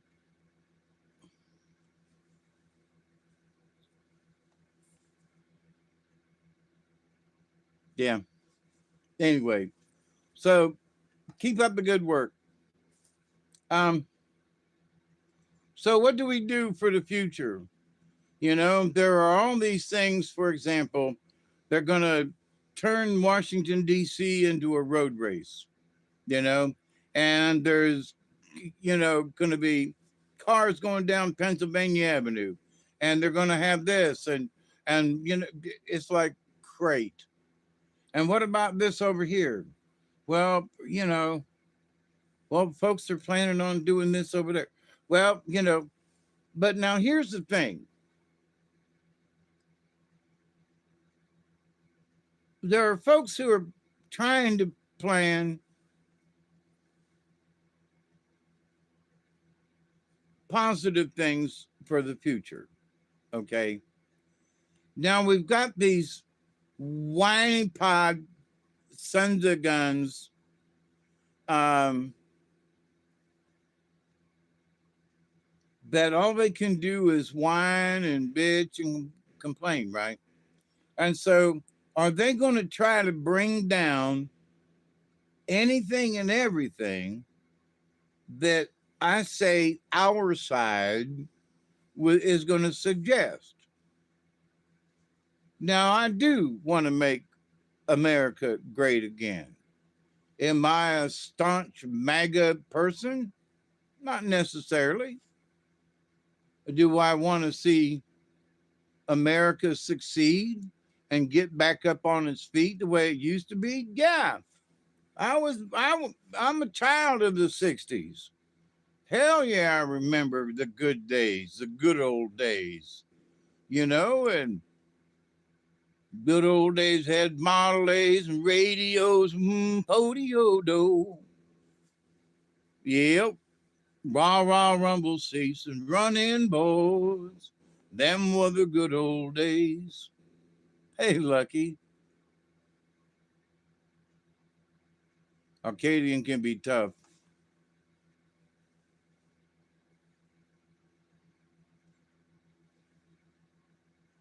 And the thing is that, someone who has, um, Renee, um, is sharing his French, um, Acadian. It's like, so I may not understand and don't mostly, but I'm picking up words and I was like, okay. Hawaiian pidgin can be rougher. Oh yeah, and that language they've got, in South Carolina, that, folks that lived on that island, the black slaves, and they've got this language over there too. It's very strange and very interesting, but strange. But to most American folks, going to a powwow and listening to Navajo, or listening to when um, when Kashka would speak Tlingit, you know, and I had, two other friends of mine who were Tlingit, and I didn't know until later on. I was like, he said he was Native American. I was like, yeah, okay. And I was like, then later on he goes, well, no, I'm from the Tlingit tribe. And I was like, all this time is shit, boy. But anyway, so because he lived in North Carolina, I'm sorry, Tennessee, in the mountains with North Carolina, that I assumed when he said Native American, a lot of Cherokees around there, right? So I assumed he was Cherokee. But no, hell, he was from the other side of um, the other side of the continent, from Alaskan.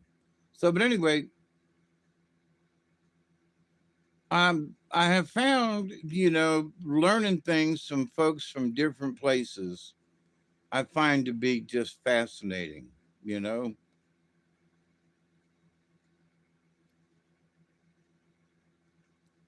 Yeah, repeat it in English so I can kind of pick up what's going on myself. You're going to be if you're going to be our teacher, if you're going to do it in French, be our teacher and explain it in English. It's up to you now, damn it.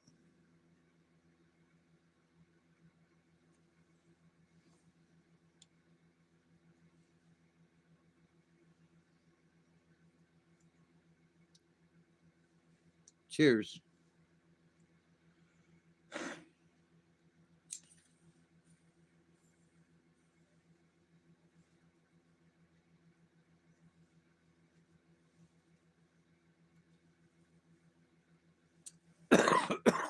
So,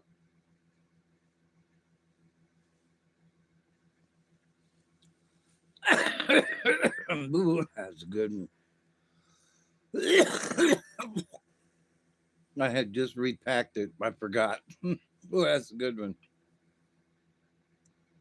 So for me in the future, at my old age, my crunkettiness and my heart with a stint in it and all that, um, I'm still looking forward to this year.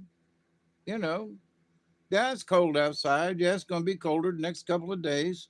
Yeah, my firewood pile's going down. Yeah, I'll figure it out. But rather than worry all about that, just gotta try to focus on something a little, you know, in my younger days, I used to bounce around and go do. So I gotta go bounce around at least in my head. I'm I'm gonna bounce. I was just talking about it. Look, kid,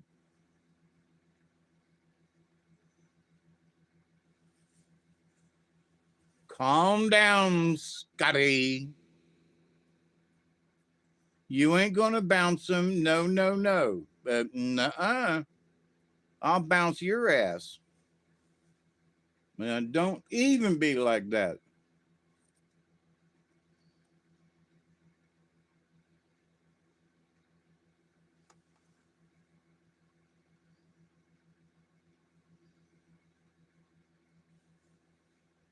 If it annoys you, close your eyes. But anyway, so I think there's too many things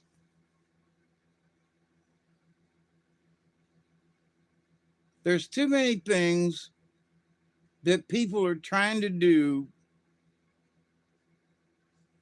I gotta say, since Trump's been elected and there's been a change in direction of things, um, that people are planning things, and they're looking forward to planning things. And it's like there has been a turn in optimism, and so I want to say that what can we be optimistic about? Okay, let's look at it this way. We can be optimistic about the fact that people are starting to be optimistic again instead of thinking, well, oh, there's no future in this. There's no future for me. What everything I do is going to get, blah, blah, blah, blah, blah, blah, blah. There is no justice in the world. And then Don Lemon gets arrested.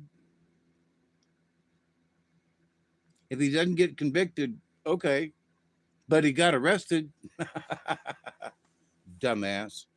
So wait a minute, there's hope yet. You see? Something to be positive about. They arrested somebody. Holy crap. Thumbs up. You know, has it taken a while? Yeah. Things to look positive about. Thumbs up, right? Oh my God, they arrested him and they carried him. He was in, they perp walked him. Cheers, So positive things to look forward to, right? Oh my God, everything is in chaos. Well, there's a little bit of around the fringes that chaotic nonsense is starting to be um, a little settled down. It's in the timeline shift, the timeline merges. In my hometown, there was an extra building that's supposed to be 50 years old.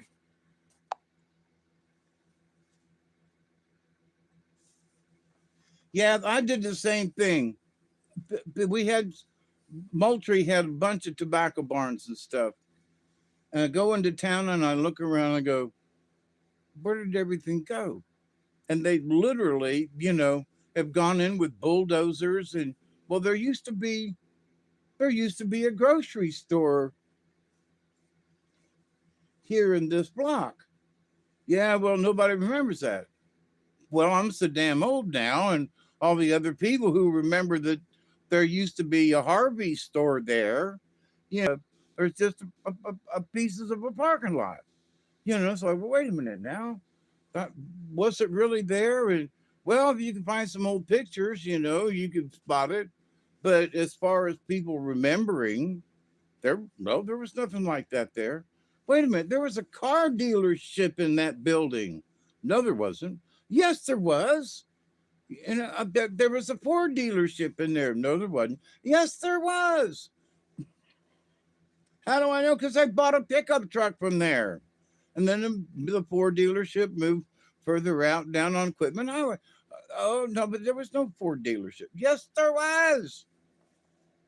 No proof. Got to find an old picture. And us old timers are just, stupid and crazy. So, but in that, it's like, all right, so everybody that might have remembered that is dead or somehow it's erased. But there's some folks in their 45 and 50s, with me being 73, they should remember the Ford dealership there. They should remember that there was a such and such over here, and they go, I don't remember this like that. Now, are they just stupid or has their mind been warped? Because some of these folks are smart people. And I go, you don't remember that? No, I don't remember that being there. But what you don't remember about the pizza place being there and that, that where the no, I don't remember there what pizza place there was. Yeah, okay. I know that I'm not the only old person there. So, but I remember that I'm trying to remember the name of the place, but there was a pizzeria place there. You used to get those you know, pizza thing rolled up sort of like a tortilla. Anyway, um, but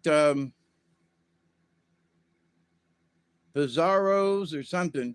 Well, do you remember down over there where there was um, um, a husband and wife, a calzone? Thank you very much. That's one of them. There was another one too, but a calzone. That's one of them. Yep. Um, but do you remember that there was a restaurant in that building right there? And people will go, no, there was no restaurant there in that building. Well, but it sells Fastenal on the outside. It sells screws, nuts, and bolts, stuff like that, right now. And the building is still there. And, they go, no, it was an auto parts place before that, which is true. But before the auto place was there, it was a restaurant, and it was a family place, and we all went in there on Fridays and Saturdays and had big pizza. They made the pizza dough and everything right there. They made their own, and they were Greek. It was funny. You could take in your own wine, or they would not allow any stiff um, alcohol, but you could take beer in there and drink and have pizza and drink and eat. And it was, and it was great, man. Loved going in there. And people were like, there was no restaurant there. There was no husband and wife, pizzeria there. It was an auto store. Yeah, but before the auto store. So nobody remembers that. So is it a different timeline? I know it was there. I bump into somebody that's old enough to remember the restaurant being there, right? And they go, "Yeah, yeah, I remember that." You know, yeah, yeah, because it's especially down in the south that they still won't. You can still in some places you can have beer or wine, but no liquor. So you have to have a liquor license down here in the South. You could have beer and wine sold at the local convenience store, but you cannot sell liquor. So you have to have a liquor license, like a liquor store, in order to sell the hard stuff. But anyway, but coming up in this year, looking back on this, I don't know. Part of me wants to say, I think, at least for me, I've seen a timeline shift. Is it just me getting old and I'm getting crotchety and can't remember stuff, or if I smoke too much of a bowl and but no, damn it, I remember. No, damn it, I remember. I remember driving my old Chevrolet. I remember going down there when I first moved. I remember there was a feed store over there in that building. No, there wasn't. Yes, there was. No, there wasn't. Yes, there was. It was Tremble Seed Company. No, it wasn't. Yes, there was.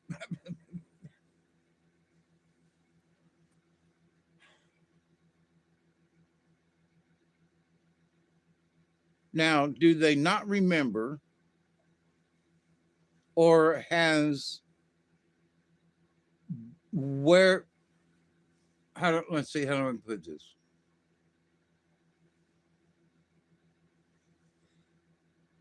The timeline that has the memories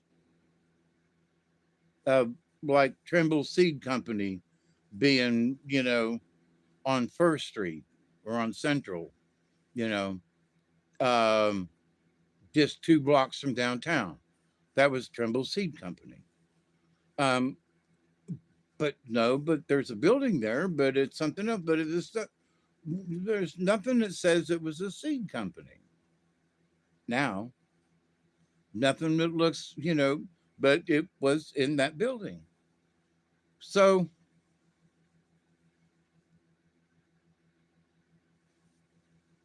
are the memories of that timeline that I remember where the seed company was, that I remember where the Harvey's grocery store was, that I remember where the peanut factory was, that I remember where they used to do I remember those things, but nobody else does. Now, if you look for pictures and stuff, you can find that those things actually did exist. Okay. But nobody remembers them unless you go look for a picture. So, did that timeline shift to where nobody remembers it? Well, look, there's a picture of Trimble Seed Company. Oh, look, it says it's on Central Avenue. Wow, 300 block. Huh, isn't that interesting? And they never think that that same building is still in that 300 block on Central Avenue. But they will not put it together that it used to be a seed company just 35 or 40 years ago. Not ancient times, but apparently. So there's a whole group of folk who don't remember those things. All right. Now, is that just because they don't remember? But there are people that are, in their late 50s, early 60s that should remember that because they were kids or teenagers or whatever when they should have remembered, right? And you can bump up against somebody, because I talk to all kinds of folks when I'm around, and that, do you remember that, they used to sell such and such, do you remember that, that mom and pop place, that, do you remember? And sometimes I get a and sometimes I go, no, I just, it was just, an auto parts place. That's all I remember. Okay, never mind. But at least you remember. And what was the name of it? Let's see. Jake's Auto Parts. Yep, that's right. It was Jake's Auto Parts. And, they ran a machine shop, him and his brother, and kind of like the Mandela effect.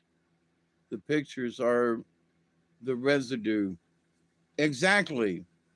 And for me, it's like I've been down here in South Georgia long enough now, over 50 years, to where it's like I've grown up here. I left Tampa when I was 19 years old. So I've been up here most of my life.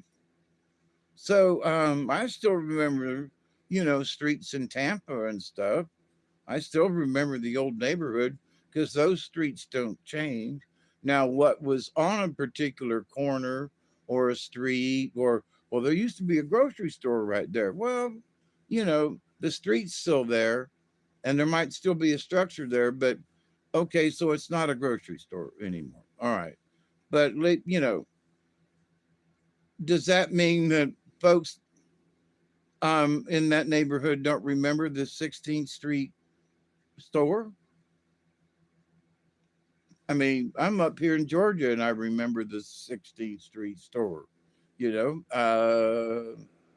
But anyway, so but does that mean it's on a different timeline, or is it just that the things that I remember, they did exist, but there has been a generational gap that jumped, that doesn't remember any of those things that me or some people of my similar age would remember, but nobody else does. We got to be a certain age group in order to remember what might have been there. Okay. So it's like, okay, that's an extreme possibility. But it's the fact that there are so many people that should remember, is what blows my mind. Don't you remember that? Nope. Well, I was too young. No, the hell you weren't. You were like 10, 12, 15 years old. You should remember something like that. I don't remember nothing like that. Are you just being a dumbass? I don't remember nothing like that. Okay, never mind. Or is it that the timelines have changed?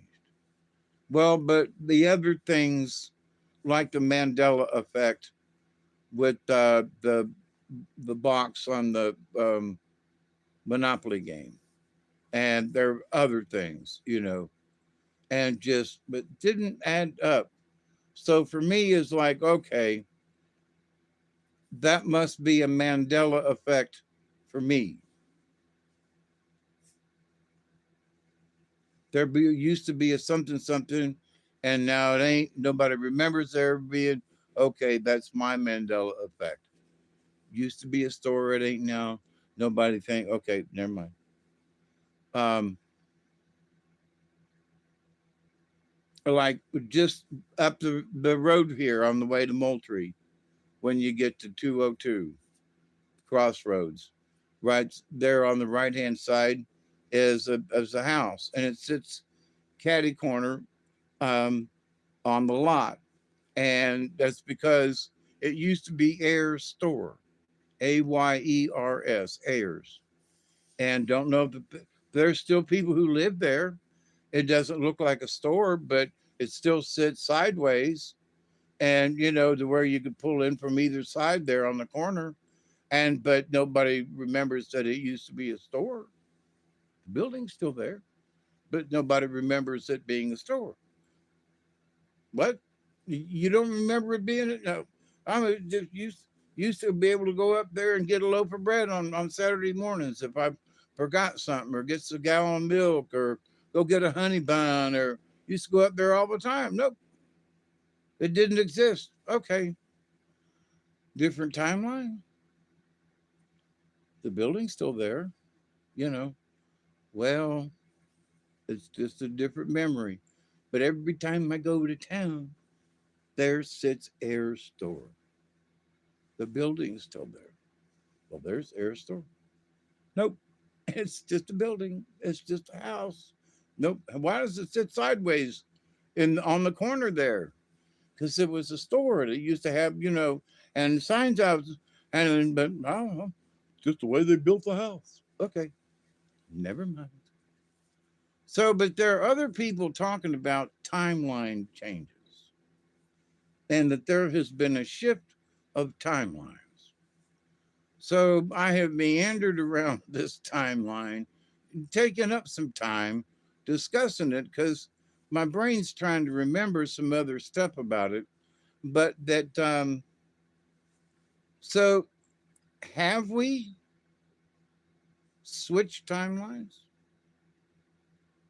Are some of us headed down this direction because of our positive attitudes? We've been through this multiple change here this last week, literally this last week.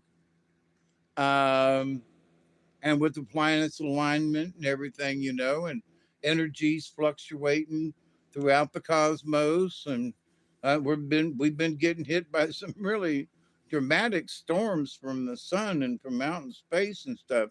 It's been really interesting. So it's like, so we all have to be affected in some way, shape, or form. How we've been affected is up for discussion.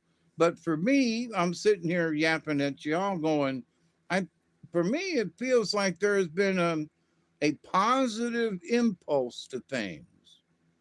So where before my, 73 years, there have been times when, oh, some bitch, we're so fudged. We're never gonna. Oh my God! During the George Bush and his vice president, who was a bloodthirsty sob, um,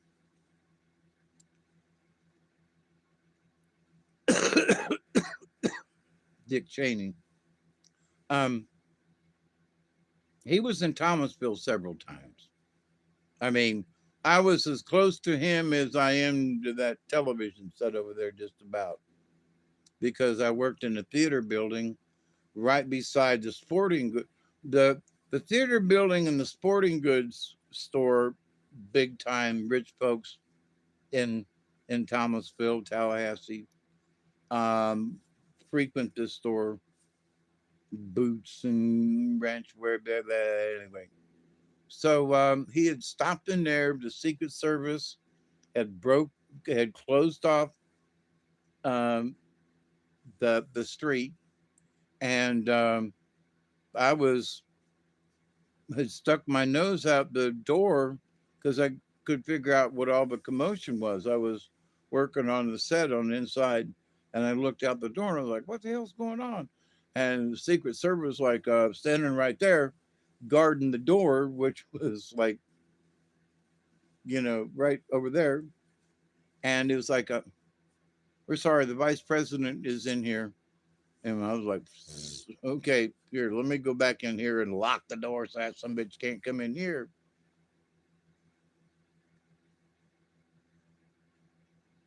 But now Gemini checks your screen. I don't want Gemini. Who the hell is Gemini? But anyway, so, Dick Cheney had frequented South Georgia several times. That's where he shot his law partner or something, was when they were dove hunting in near Albany. But which it's about time for that to go on right about now. Um, Maybe that's what them guys was shooting at the other day. All winter long, deer running around. My neighbors, they hunt deer. By this neighbor, they hunt, but hadn't seen or heard, had only barely heard a couple of shots for 2.5 months, 3 months. Hunting season goes out for deer last week, and this last weekend, there was so much gunfire going on. It was like bang, bang, boom, boom, boom. It's like, what the hell are they shooting at? But anyway, um, but to me, even at my age and with my crankiness, I still have things to look forward to.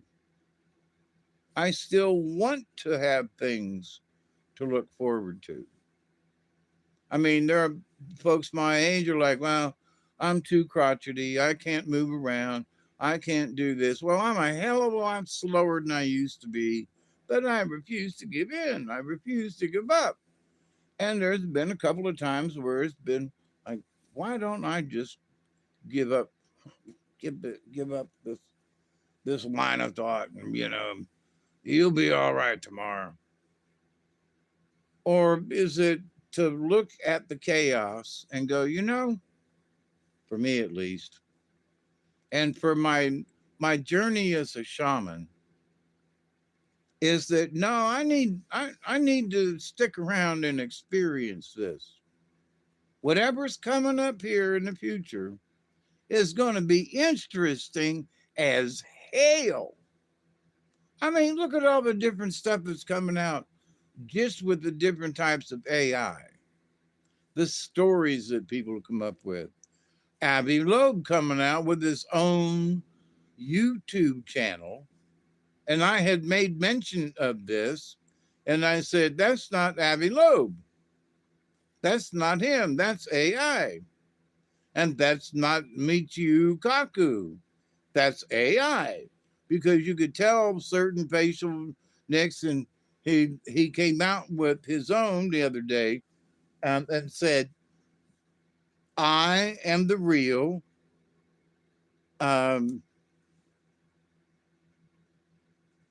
what his name? I just said it.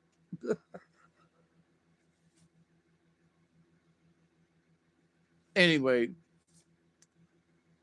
that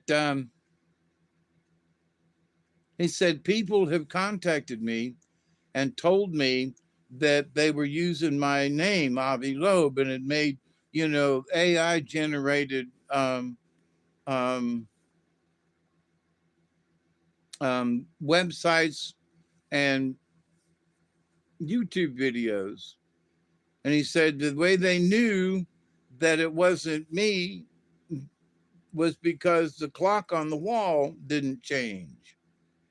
And that when it was me, the clock on the wall in the back behind him changed, so that they knew it was him, but it was AI generated. The clock didn't change.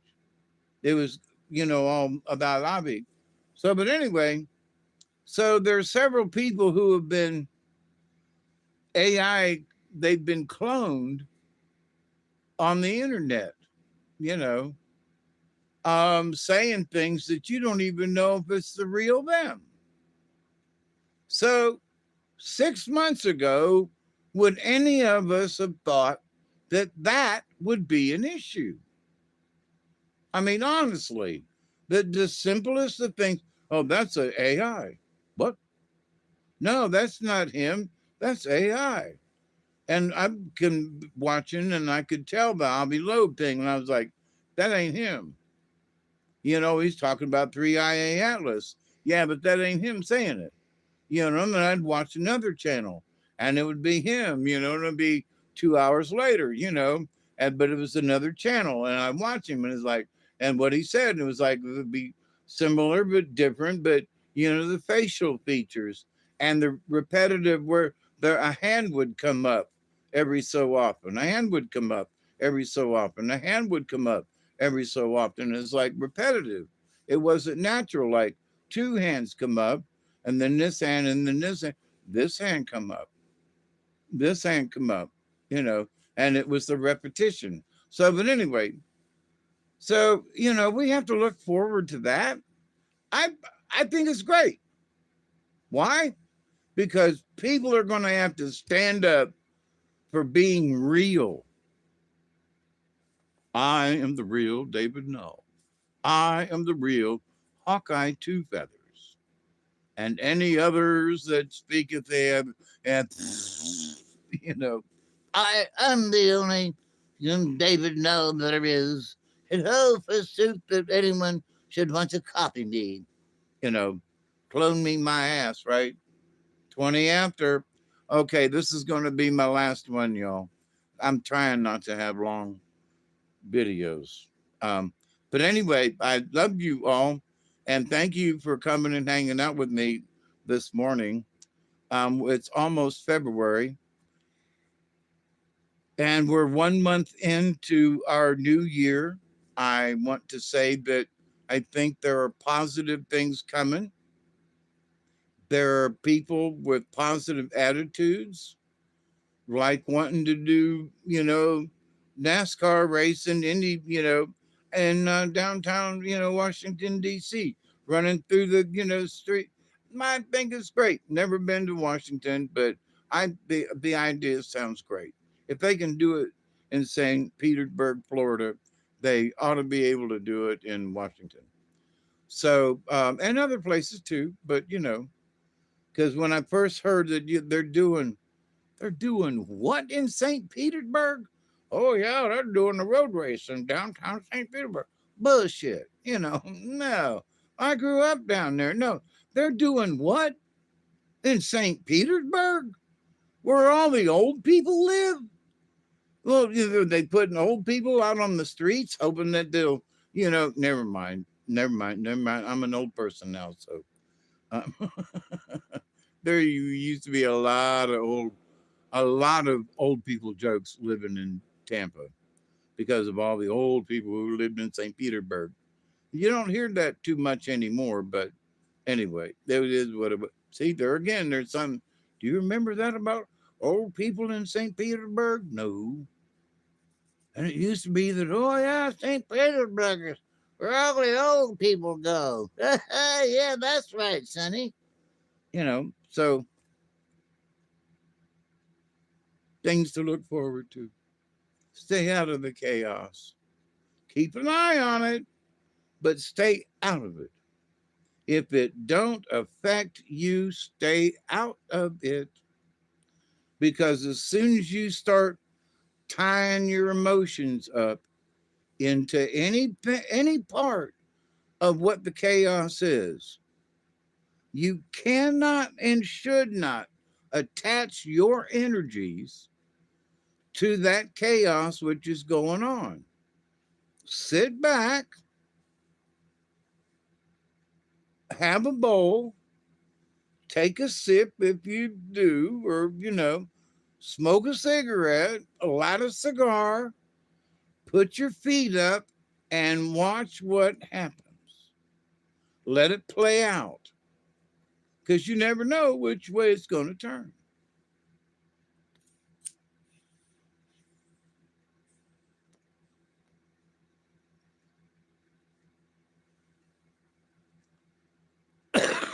So you say, oh, Hawkeye,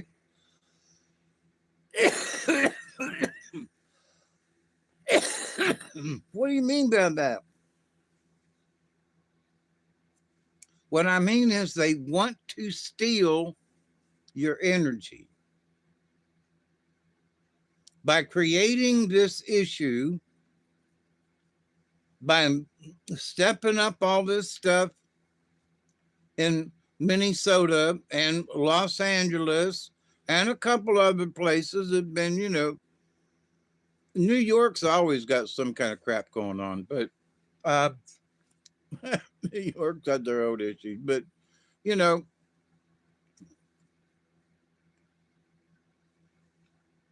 if you don't live there,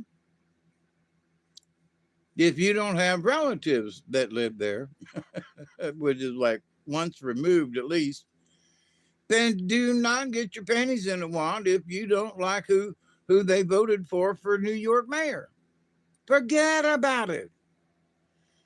Some folks are trying to drag you into that chaotic issue. Them New Yorkers will find out one way or the other. But for you, if you living in Miami Beach, don't worry about it. So only worry about those things that directly affect you. But them folk out there, the evil, bad, and nasty, just the non-positive attitude folk. I mean, I don't know what we call them, but they ain't the ones with smiles and happy and you know and and I'm not talking about just being so giddy with hopium that we don't know what's going on. No, there are folks who have some good, honest to God, concrete plans for future things. And it's like they're good ideas, they're solid ideas, and people want to work hard to see how these things turn out. I'm not dead yet. There's things I still want to do. So, gonna have to work hard to achieve those things. It's all positive. Unless somebody wants to come along and go, wow, and rain on your parade, or try to piss in your face for what you believe in. And it's like, don't let them, don't let them. So we need to stay on the positive side. Why? Because if Mother Earth is changing, I said this 2 hours ago, Mother Earth is changing. There things are settling and moving and all. It's because we have been lined up with the planets. And the planets and all the magnetic fields and all that kind of good stuff is all very pertinent as to what is currently going on, along with the sunspot stuff and the energies coming out with the solar flares and all. It's all affecting us. You're full of hopium, or is that THC? It's I don't have any shrooms, but I will smoke it if you got them.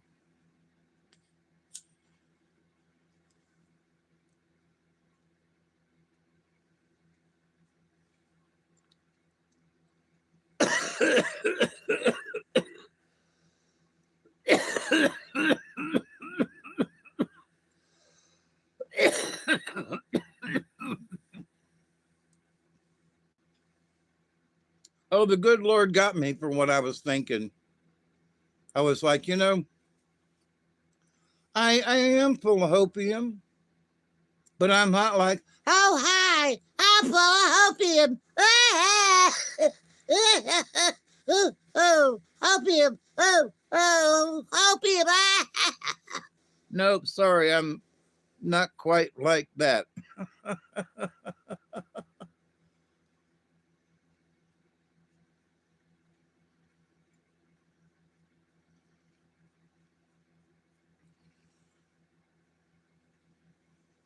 Yeah, that's one thing I did not like about that 6 inches of snow was the ice.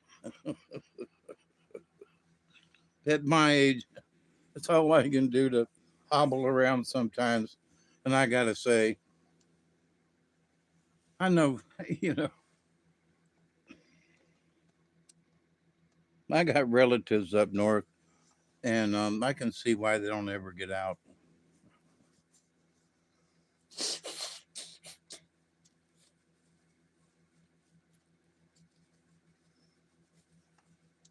And something that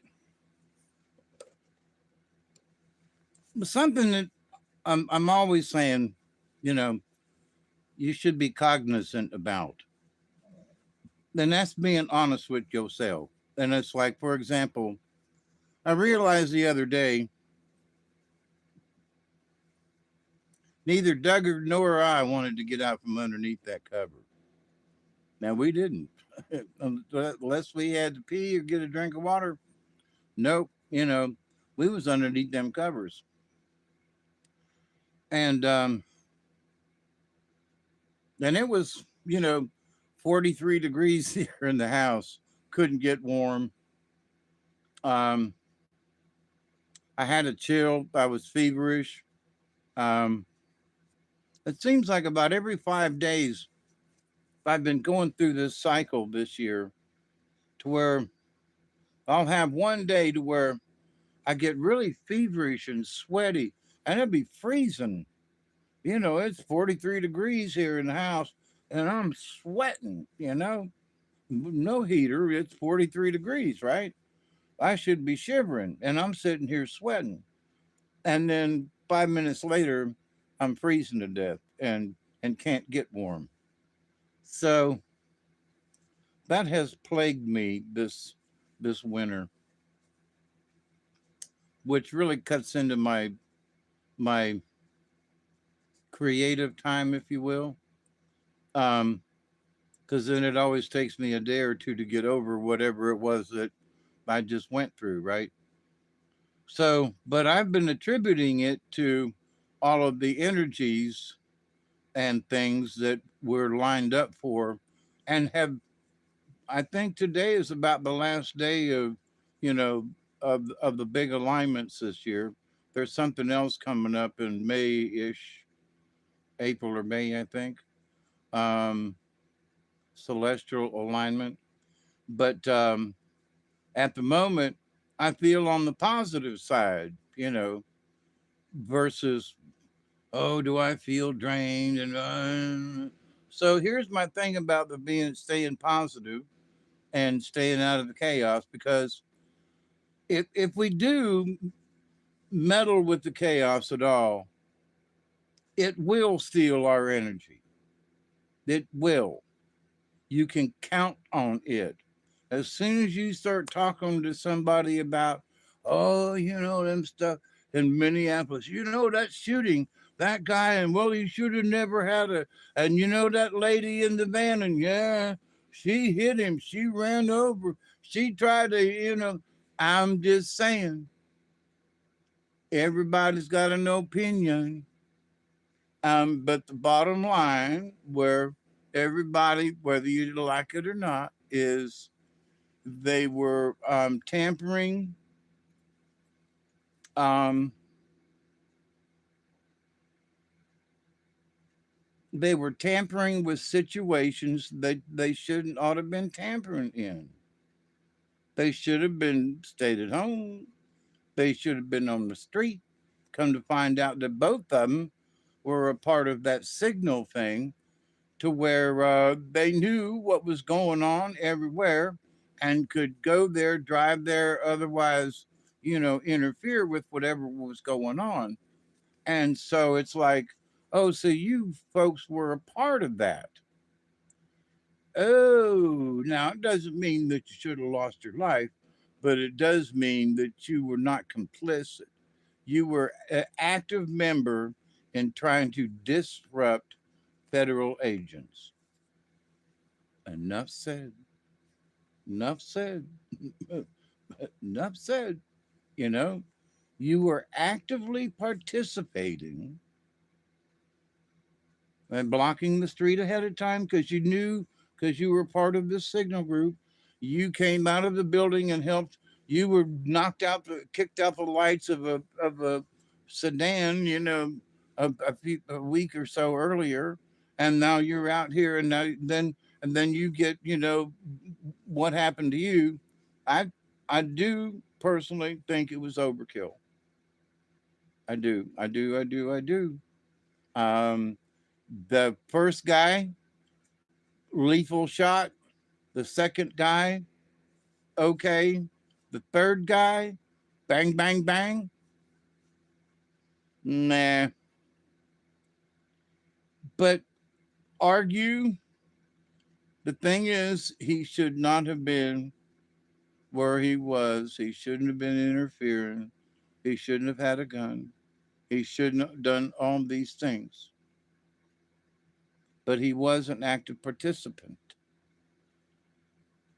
with a group of folks who were seeking to do harm. He spit on people.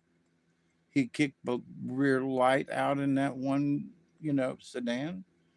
Um, so they were active, and the people who got pushed, shoved down, or whatever. You're out there trying to do your job, and somebody's calling you a fucking Nazi pig, and they're spitting at you. They're getting in your face so close that their spittle is and peeing and pat, and they're throwing shit at you, and they're daring you. You know, and some folks have had it up to here, and they just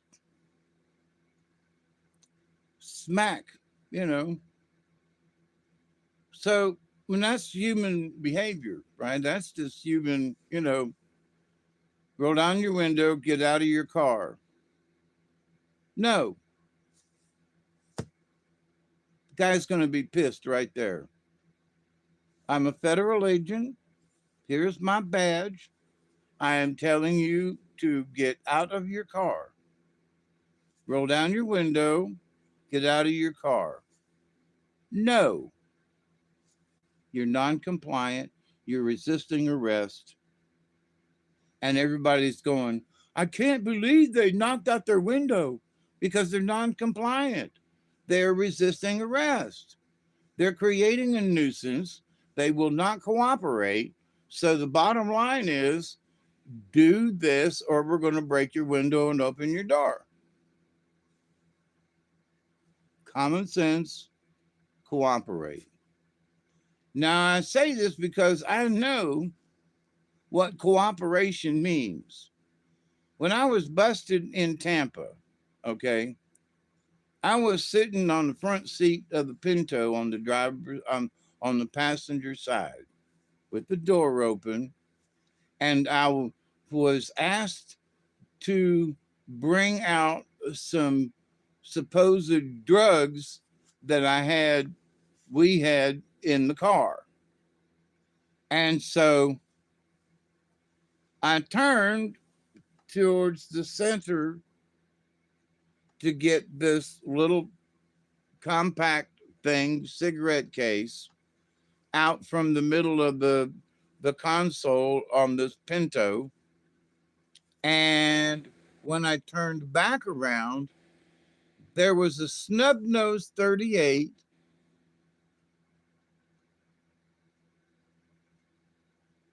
on my forehead.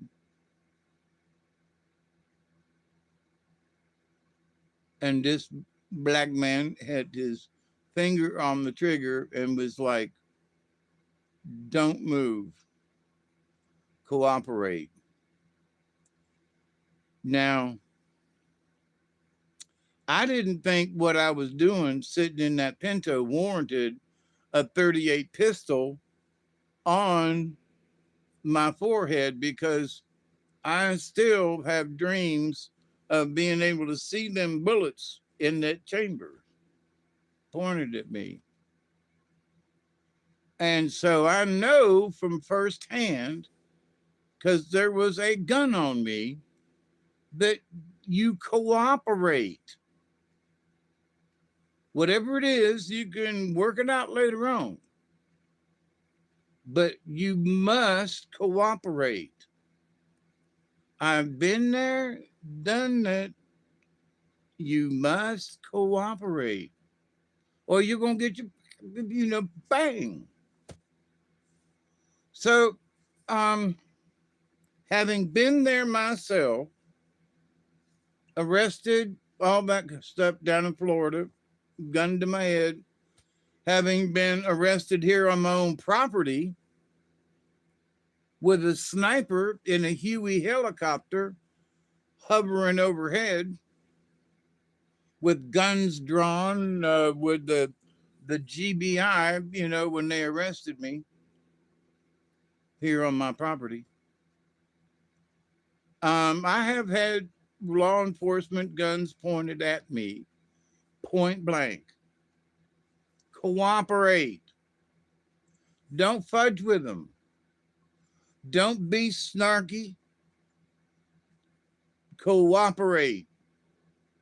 Because you don't know what kind of day they've had. Cooperate. Do not be snarky. I'm telling you. So, but these folks up yonder, they've been whooped up into a frenzy to the point where all these folks can be as snarky, spit in your face, literally pushing them. No, as soon as you touch one of them law officers, you have committed a felony, dumbass. You do not touch them. If they touch you, put your hands up and back your ass up. No, these folks got to be a dumbass. They got to be, they got to be in their face. They got to be pushy. They have to go take your sign to the sidewalk and protest all you want to. That video I made last time about, are you a protester or are you an agitator? And the folks that are doing what they're doing now, most of them are agitators. So let's get the agitators off the road. Get rid of agitators. If there's somebody out there shooting bottle rockets at the DHS or whoever, arrest them. Well, it was just a bottle rocket. Don't care. Because you lit that thing in the direction that could have injured an officer, but you're doing it in such a way as to instigate a violent situation. You're shooting rockets at the police. Well, they're just bottle rockets.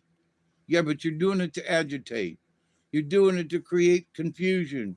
You're doing it and wants to say one of those bottle rockets that goes off and hurts or hurts a bystander. If you're doing something like that, then you're an agitator. And they should arrest you. Don't care. All I did was shoot off a bottle rocket. You're under arrest. I'm sorry. You're under arrest because you're an agitator. And I'm an old hippie. I have protested. I protested the Vietnam War. I protested the first Gulf War. My brother was in that one. I protested the second war, the Iraq War with George Bush and all. I was in Tallahassee and wasn't a big event, but we were down there at the state capitol and holding signs. We weren't interrupting traffic or nothing, but we were waving and honking horns and but we were protesting. We weren't creating a scene. We weren't blocking traffic. Now there were some people that when the light changed, to walk across, that they were walking kind of slow And when the light would change, there'd still be people in the crosswalks. Well, and that would agitate some people, but they never truly blocked the road. And just a little slow. But anyway, but that was the worst that it got as far as what it was in Tallahassee back then. So and I've heard some of the folks that are protesting in Tallahassee about what's going on in Minnesota. Now, no offense, but we were protesting a war. Bunches of soldiers and equipment going to another country to blow them the hell up. And we were protesting. You all are protesting because they were a dumbass. What? Oh, we have to stand up for our rights, and we have to stand up for this person whom we've never met and didn't really know. But well, what about a war? What about a this? What about a that? Oh my God. But we've got to protest this. Kiss my grits. Got to whine about something. So there are folks who are getting involved in things that have nothing to do with them. In Tallahassee, if it was about the damn war, thousands of people went to war. Thousands of people were killed, maimed, and otherwise, and there's one person who was a dumbass, and you got to break out into some kind of, everybody in the park's got to cry and whine and do and this. I'm like, what have we become? Okay, have a vigil, light some candles, and go home. Oh, but Dave, you're so brutal. Maybe. I'm not saying you shouldn't light a candle for the guy, but he was still a dumbass. What about the lady? She was still a dumbass. Oh, gee, I'm insensitive. I'm sorry. People get hurt. People die from doing stupid things. And I was reminded here recently, there was this lady, but from down here in the South, somewhere around here, and was up in the mountains with her father. And they were like, hey, let's go over here. Let's step over the railing, mind you, and stand over here on the edge of this cliff, 2,000 feet up, right? And lean back and take a selfie. And she falls. Oh my God, there should have been warning signs. Oh.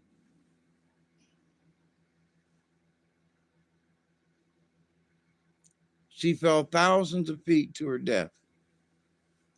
I was trying to think about how that must feel like, oh, fuck,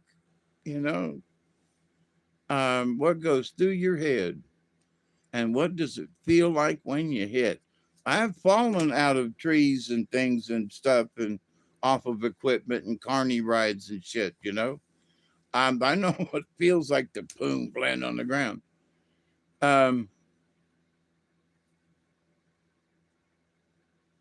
to fall from a distance and So, but anybody who crawls over the rail to get a better look with a selfie and they fall, you didn't need a sign to know that you were being a dumbass. That's all there is to it. So please be reminded that you should use common sense. And that when you look at these people who are doing some of these things, ask yourself a simple question. Is that person being a dumbass? And be honest, you know. I don't like what happened. I don't like what the police did, but the guy was a dumbass. Did she turn and step on the gas? She was a dumbass. That's all. So, here in the future, our future is bright as long as we don't be a dumbass and get caught up in the chaotic things that they want us to get caught up in. They want to start the Civil War. Can't have a Civil War where we don't fight back. Because these people, if they're going to be a dumbass, they're going to be throwing rocks. They're going to be doing this. They're going to be their own demise. And it's like, I'm just going to stay out of their way and let them be a dumbass. I'm going to use my noggin. And I think there are enough people. I think there are enough people that in this day and age, um, stay out of the chaos. Michelle, is that you? Hey, girl. Um, so in listening to some friends, and it's interesting. I love you too, sweetie. That they're watching stuff up in Minnesota, and they're acting like it was their next door neighbors here. And it's like, okay,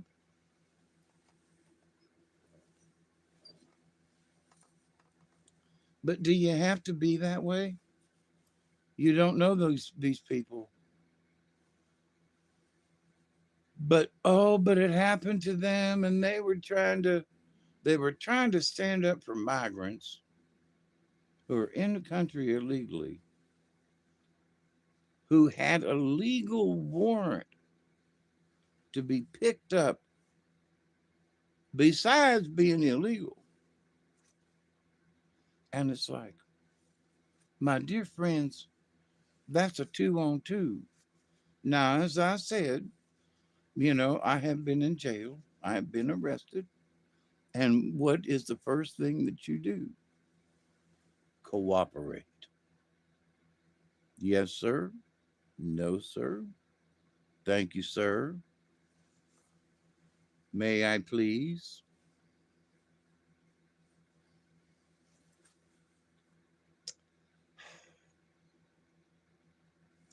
So, for those folks pushing their ideas into the future, their ideas are skewed and, dare I say, twisted because they're not looking at it the same way. Now, I think at some point in the future, it's going to come out whether or not there was excessive force used in the last guy. And I would suggest, yes, there was excessive force. But should the guy got himself into that position, he that's where the dumbass part comes in. So had he not been a dumbass, nobody would have pulled a gun, nobody would have done, nobody would have bang banged, and he'd still be around to pester somebody else. So now he's a martyr for being a dumbass. And it's like, and all of these people will forever know his name. Pretty damn bad.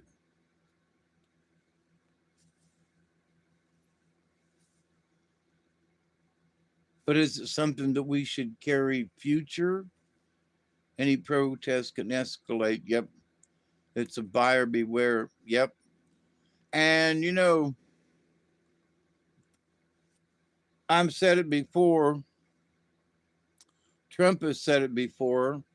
I was watching today in the Oval Office with him talking about signing up you Roger Penske and bringing NASCAR to Washington D.C. And when one of the people asked him, and he said, I want to know who's making their signs. He said, those signs are beautiful. He said, I've got some, I need some sign work done myself. And he said, the sticks have got handles on them. And he goes, I'd like to know then those are professional signs. And I've said that myself.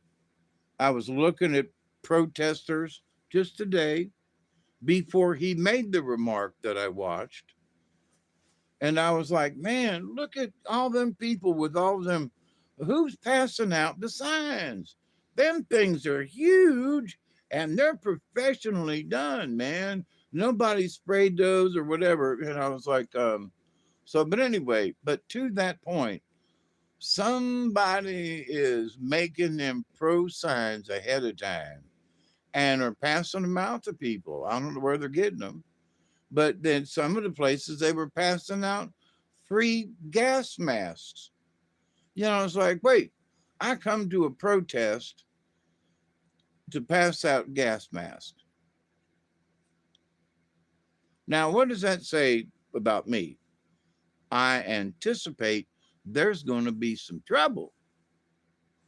And I'm going to pass out gas masks free to folks so they can protest with the tear gas. Now, if you have pissed the police off to the point where they are throwing tear gas at you, you are unwanted in that area and you should back the hell up. If they're throwing chemical weapons at you, back up. No, I'm going to put on my gas mask and I'm going to stand here and fight them. You are a dumbass. So if a cop comes up or Border Patrol or somebody and bops you on the head or pushes you, knocks you down, throws you down in the snow, my goodness gracious, you deserved it because you got a gas mask on and you came prepared to put up a resistance.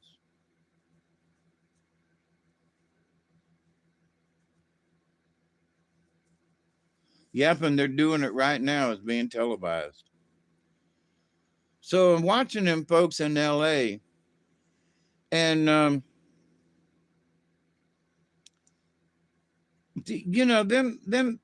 them crazy folks, all they need is a little bit of tequila and a reason that'll give them a reason to want to party in the streets and set something on fire. And with all the Mexicans down there in California, and I've had Mexican friends, and I'm not trying to be ugly about them, but they were also illegal Mexicans here in South Georgia. And 15 years ago, they had a system. And when they knew ICE was in town, checking on where all the Mexicans were at the Mexican restaurants, they would come in and all of the workers would run out the back door and they'd get on the cell phones and call everybody else that was Mexican here in South Georgia, and they all knew where the ICE agents were. That was 15 years ago.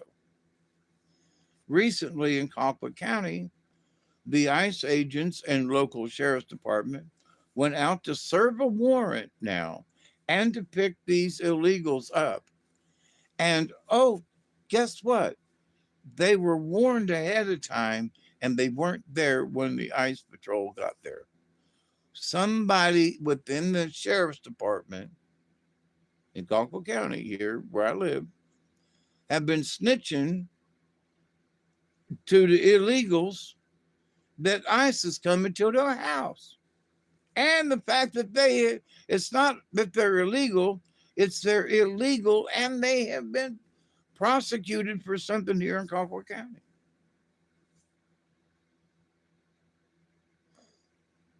There have been several men who have been arrested here in Colquitt County and surrounding areas for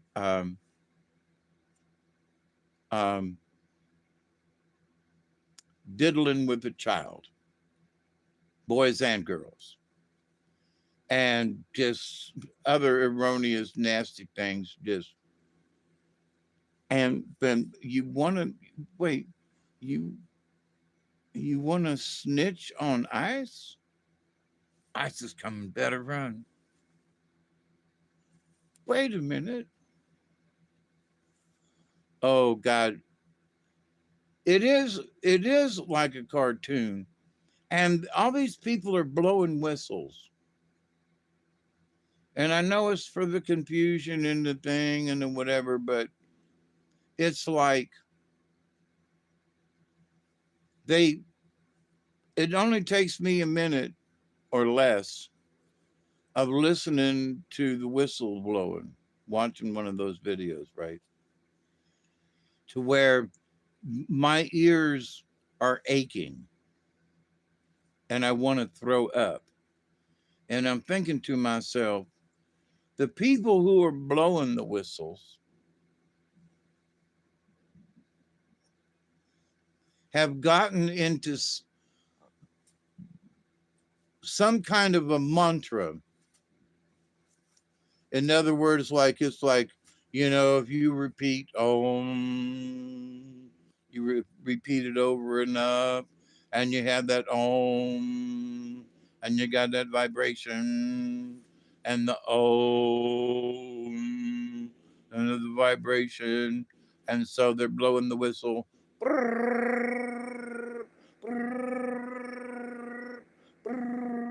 Like damn Woody Woodpecker, and that is beating into their freaking head.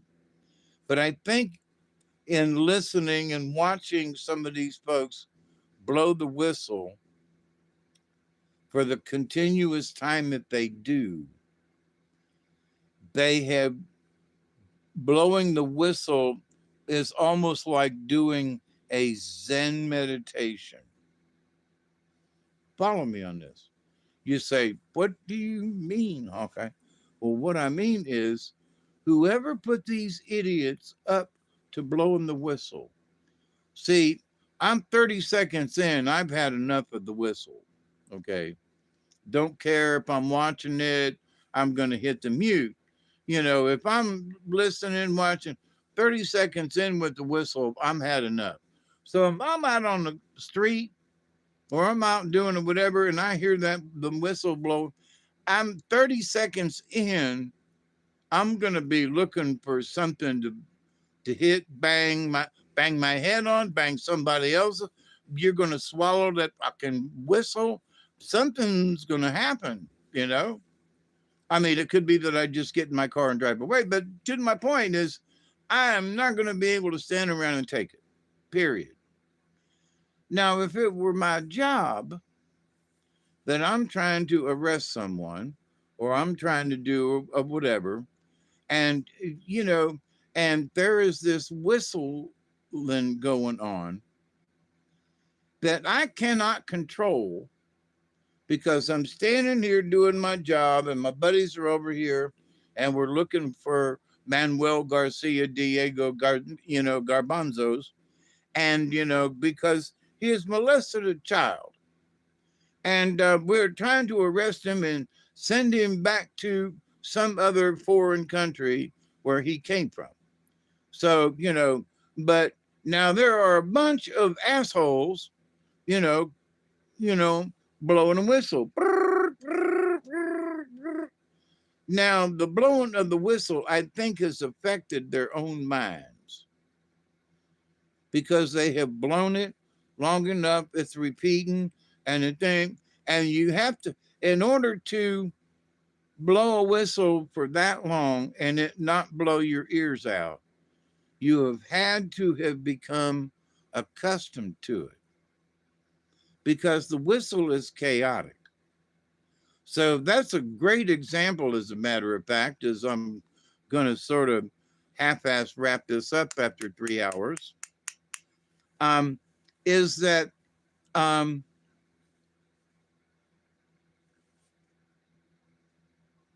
so that blowing the whistle not only pisses off them people, but it has put worms in their heads of the people who were blowing the whistle. Life with Nate is like one long ass never ending whistle. I was going to ask you how that's going. Probably some weird MK Ultra. Yeah, and I think the thing is that the people have to be committed. Literally, they should be committed. Um,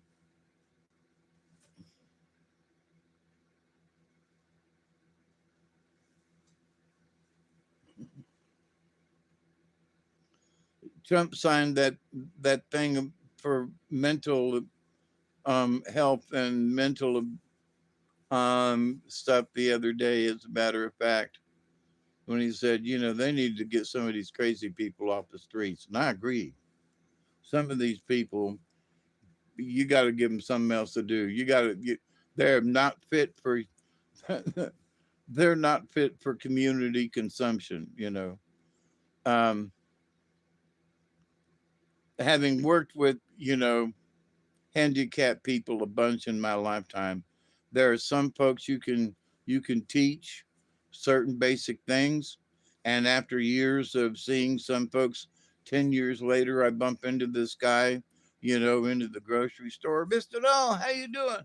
Hey, how you doing after all these years? And he's still getting by. He's still got his job.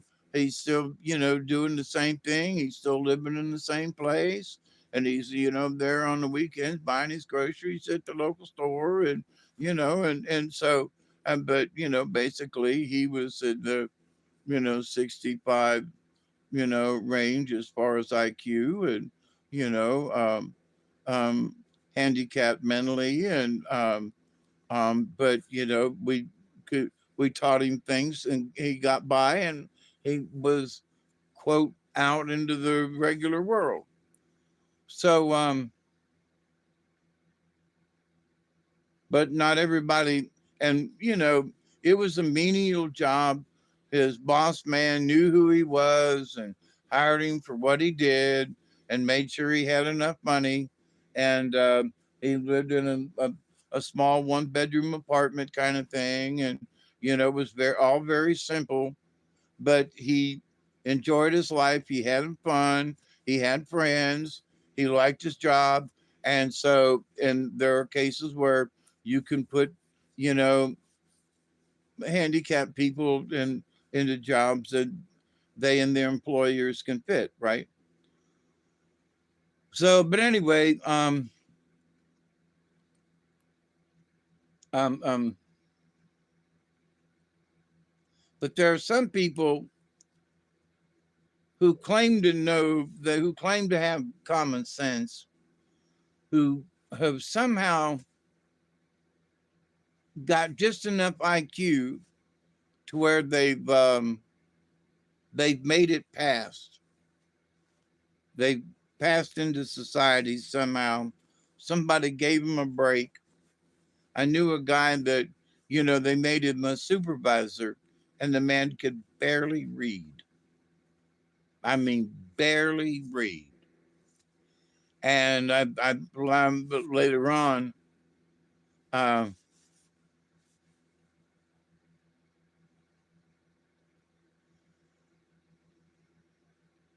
well, then I would be the king of determination.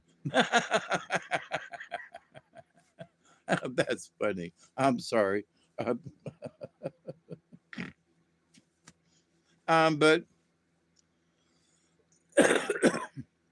but going back to the positive negative thing, you know, months years ago, the cosmic thing was, the planet Earth is going to go through changes. And it is. That's a fact. But in order for it to pass into this higher realm, which, we're sort of moving into Aries. Wait, Aries now? Yeah. Instead of Pisces, where we were, dawning Aquarius. Yeah. But some of them are moving into Aries. Anyway, so planets and things are moving out of where they were into other areas and will be there for a while. Um, so it's like those things affect how we as a society and individuals and all, how we all kind of work, right? So positive things. So we want positive energy. Why? Because it's just a higher vibration. So if we're all going to try to pass along into this new realm and higher level of thinking, then we got to keep our energy levels high. At least smiling. We can have a crabby every once in a while, but to live in depression and all of this stuff and all of these people who are doing this now and what's going on with the chaos of change. Yo, my God, I'm already sick. So that's the chaos. So the bad guys want us in the chaos state. They want us to lower our vibrations to stay there. No. We're moving into this new era. All the planets and all of this stuff, we've just had this last week come through all this alignment stuff. We've made it. I'm still breathing, you're still here. Determination, right? The enemy feeds off our lower. Absolutely, Michelle. So we have known this for a long time. But not only do they feed off of it, but you see, if they can keep us in the lower energy level, then that keeps the planet from reaching its full potential, you see. So we need to stay happy despite this BS, because that's what keeps the planet happy. Oh my God, what do you mean? Yes, because the planet feels it, hears it. And if we're all bitching and moaning and complaining all the time, the planet's going to pick that mess up. No, that is not what we want to do. So going forward, it ought to be, part of the spiritual journey for all of us in our shaman journey, in our connection to the spirit realm, with our God and with our creator and with however you want to look at it, you know, um, that's just exactly it. How we look at it is important. If we have a downtrodden, oh my God, God hates us, or, God, God's gonna smite me every time I turn around. I've sinned on something, some bitch, oh man, or wait a minute, what if I just have a happy life? What if I'm, passing around good energy? And what if I stay out of negative conflicts? And February 17th, huh? We almost made it through another year of completion. Yep, there you go. The 17th, huh? So, but the lower vibration thing. So, if the planet and the rest of us are trying to move on to this next vibration, if all this chaos right now, think about it very basic. All of this chaos right now as to block us from achieving that. Oh, everything's fine and everything's dandy. I mean, we want Saskatchewan and Alberta are standing in the snow, freezing temperature at night because they want to become Americans. And then we've got these dumbasses in Minnesota who all they want to do is fight.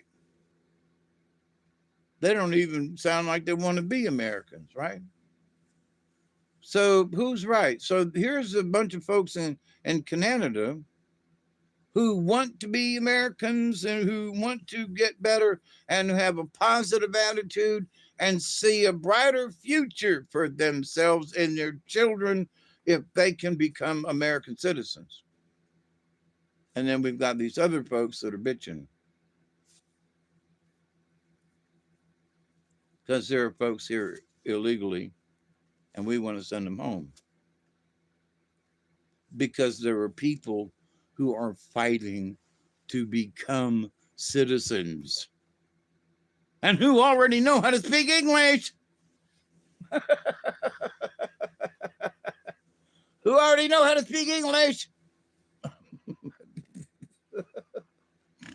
God almighty, I'm sorry. And they're really friendly, eh?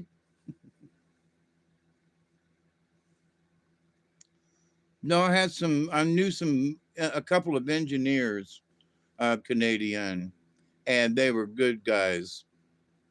Even though the one guy wasn't, he was Canadian, but he was from,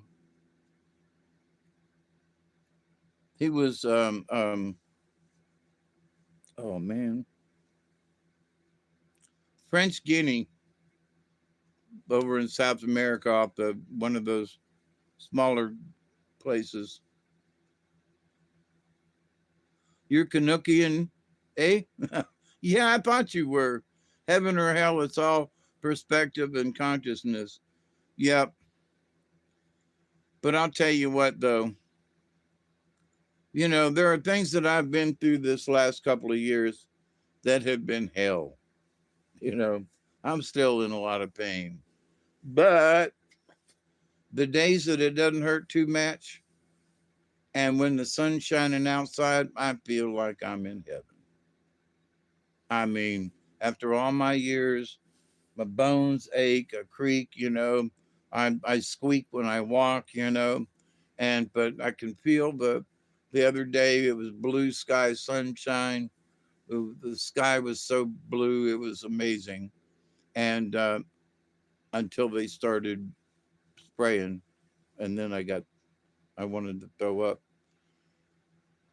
But it was the sun on my face, and it thought, you know, after all these years, you know, I can still have that little bit of joy of just standing and accepting a deep breath, blue sky, and sunshine on my face.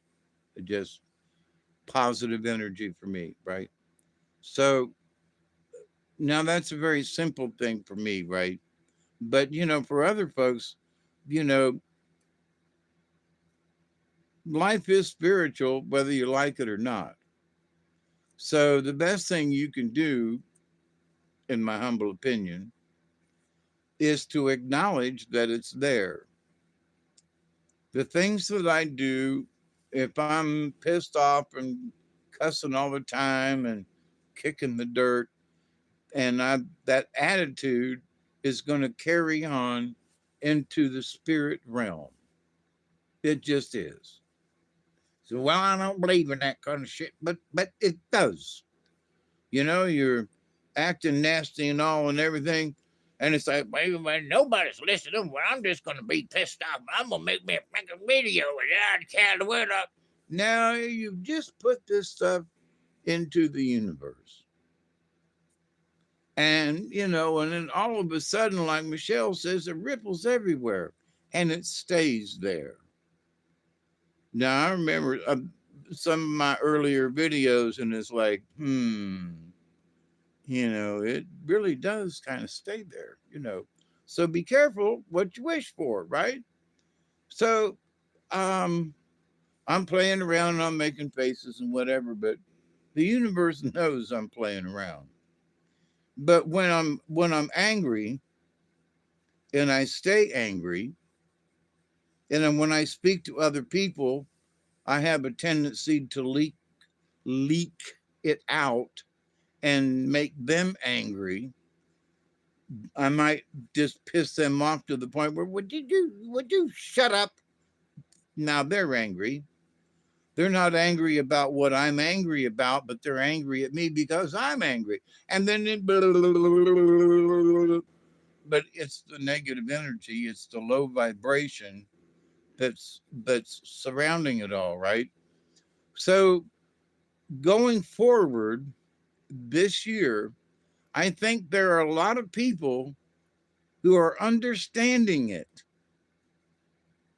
that, like Michelle said, and other people are starting to get it, that this stuff ripples through the universe, um how they perceive the universe is one thing, but the fact that they're saying, if I stay in a pissy mood all day long, well, I'm gonna maybe I should start trying to smile a little more, so they're starting to pick it up. Because, like Michelle says, and I agree, then that's sort of the point I'm trying to get to, is she reads my mind so good, is that energy is contagious. That's number one. But the bigger thing is that the planet is feeling it. Years ago, I've done a video about the the Braves on horseback,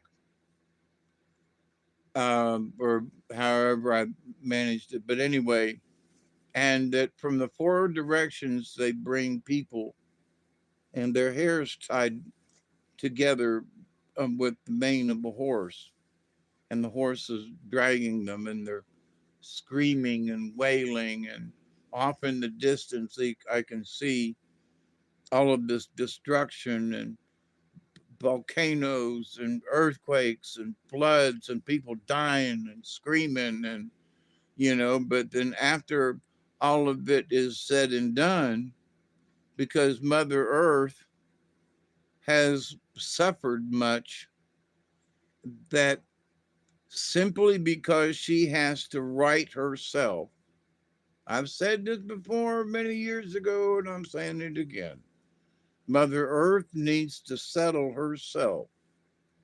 And in doing so, not because she's trying to take revenge on us, it's our fault if we get in the way of one of her storms. It's our fault if me and Doug are like the frozen to death the other night because I wouldn't go out and bring in firewood. Tonight is nice and cozy in here, right? I hope I got enough firewood for the next few nights because it's going to be even colder. But to the point, though, that it was up to me whether or not to be um, cold, whether or not to expend the energy, whether or not to, you know. So Mother Earth can feel it. She's going to take back what is necessary for her to heal. Okay.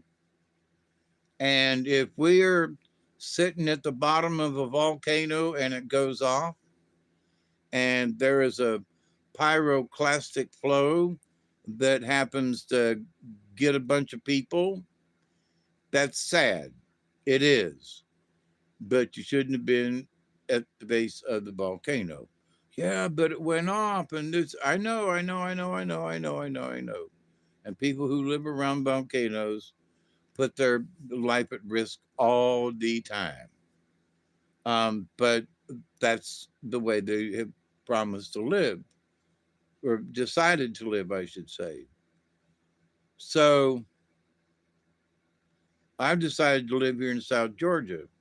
I only get hit by tornadoes and hurricanes. Um, Not many earthquakes, right?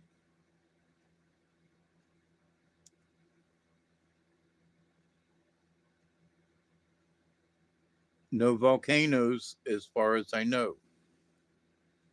So that's because I chose to live here, right?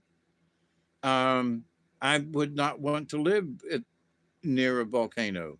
I'd go visit, but I wouldn't want to live there, And so for folks who do, more power to them. But I got to say, if the volcano blows its top and they get caught, run, baby, run, But, and I'm going to pray for you because that time I saw those people in Honduras or Guatemala or whatever it was. I saw them in my in a vision, and the next morning the volcano had erupted, and a flow came down the volcano and killed all them people. And I could hear them crying. I could see it. It was horrible. So be careful what you might wish for. Oh, I wish I could foresee the future and stuff. Yeah, sometimes it ain't so pretty. But what is very important for our future is that you can bet by staying positive, we, society, the planet, and which is going to echo into our solar system and our universe, the more positive we stay, the more higher vibration we can generate as a planet, as a species, as simple human beings in our journey through this world. It's going to be better for us rather than complaining and being caught up in all of the chaos. Stay out of the chaos. Stay out of the chaos. Ooh, watch my hands and fingers and listen to my voice. Stay out of the chaos. Stay out of the chaos. Ooh. We just passed the 20, and I'm going to quit with this. It's 3 hours and 22 minutes. Stay out of the chaos. Ooh. I'm going to use my shamanistic stuff. Stay out of the chaos. Ooh. Or I'll send a googly monster around to tickle your ass. That's what I used to do with the kids. If you don't be good, I'm going to send a tickle monster to, Wah! You're too old to get tickle monsters, so.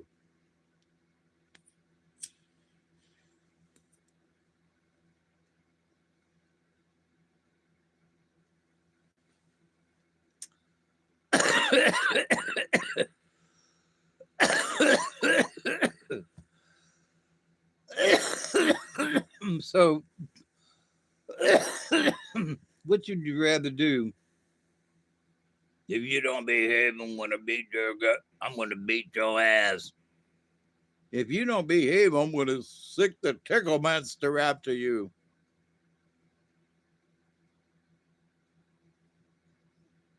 I don't want my ass bugged, but the tickle monster now.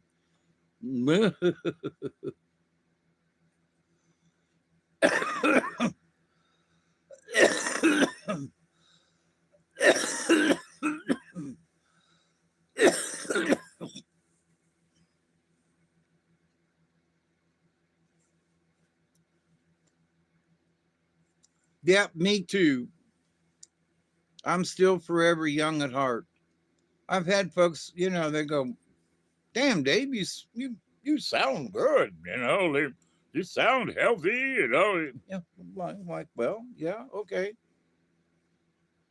Like, what am I supposed to sound like? Hello, is this the party to whom you want to speak to? Huh? What's that? Hello?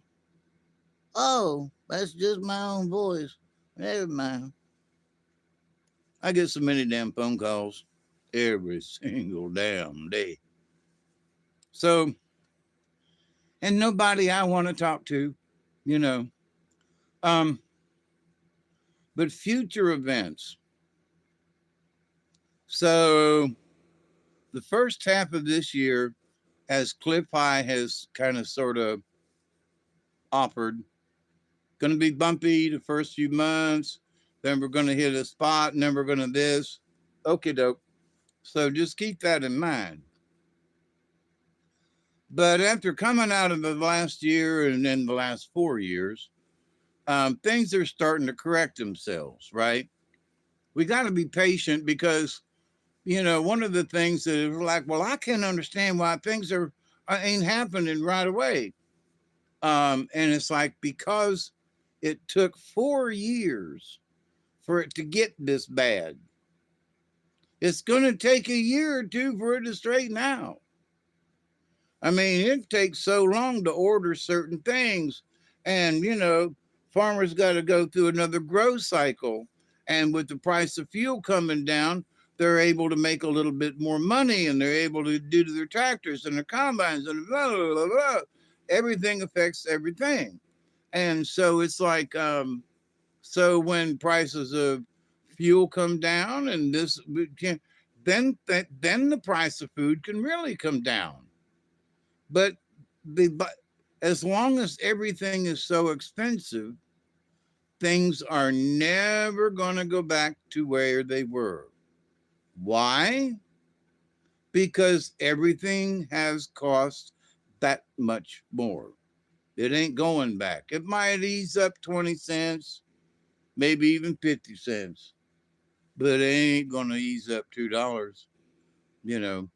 I don't have a particular thing in mind, but thank you. I saw a thing on Facebook that said, who would you want to narrate your life story? I answered Pee Wee Herman. Yeah, but he's dead. No, but he really was Paul. God, I can't remember his last name. Yeah, but Paul, he was he he was one of the longest running characters, meaning Pee Wee Herman. There are a lot of people who did, Rubens, thank you very much. Paul Rubens, yep. And I remember him getting caught at at a next rated movie house in Sarasota. He was playing with his tallywhacker and he got arrested.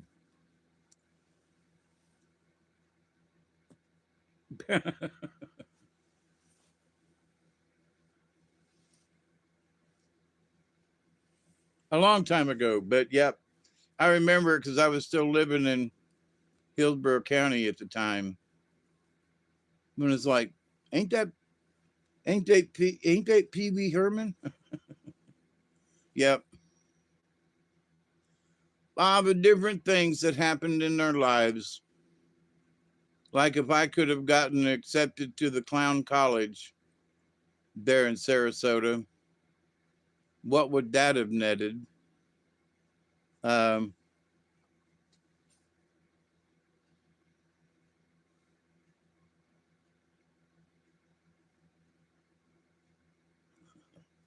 oh God, please. Come on, boys and girls. Uncle Pee Wee's gonna show you how to spank your monkey.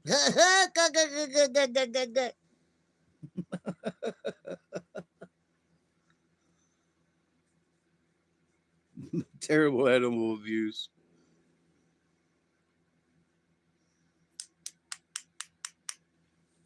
So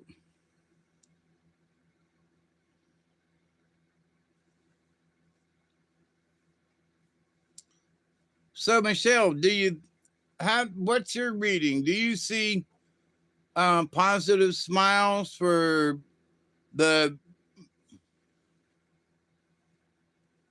future things, or is it nothing but groans and gristle and civil wars and people arguing and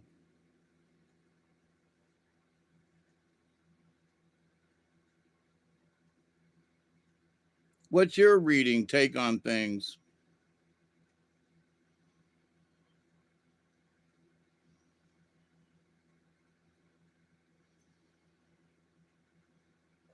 Now, one of the things in just, you know, being in town and talking to, you know, talking with people in line at the store, and, I go to the same store in, in Coolidge. And so I can kind of sort of keep a, um, a running conversation with folks. It's like, well, hey, how you doing? Good to see you again. Yeah, yeah, yeah, and blah, blah, blah. And, so um, some of the folks have been working at the same store for a couple of years, and I have been going to the same store for a couple of years. And, it's kind of hard to miss me when I come in the store, right? So, and I'm always talkative to folks. So, in talking with folks and going to the doctors and sitting in the waiting rooms, and I'm always bullshit with people. And so people seem to be more upbeat than they were a year ago. Well, a little more than a year ago, before the election. Okay. Um, and there was all this apprehension, there was all this other stuff, and blah, blah, blah, and blah, blah, blah. And deep breath. And then the election came, and afterwards, so since the election, there has been a marked change in people's attitude. It's obvious. I mean, now we've got some Democrats around down here, but they're not these, I don't know, flaky ass crazy people, but just, being nutso. Um, and that they've got some common sense. Okay, so you're more liberal and whatever. And actually, you're probably as liberal as I am, but I ain't putting up with that shit. Used to be a Democrat, right? Me too. Um, and remember, so did Donald Trump. He used to be a Democrat. So the best is yet to come. I think so too. Um, because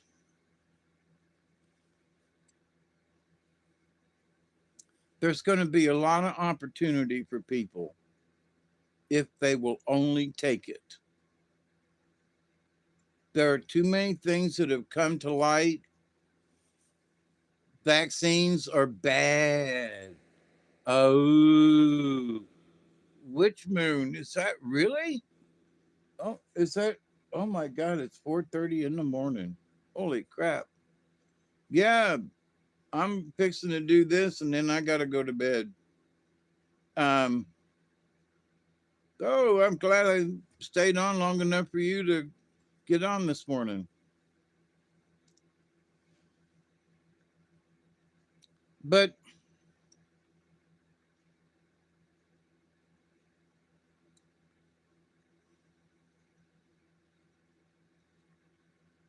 with all the Trump syndrome,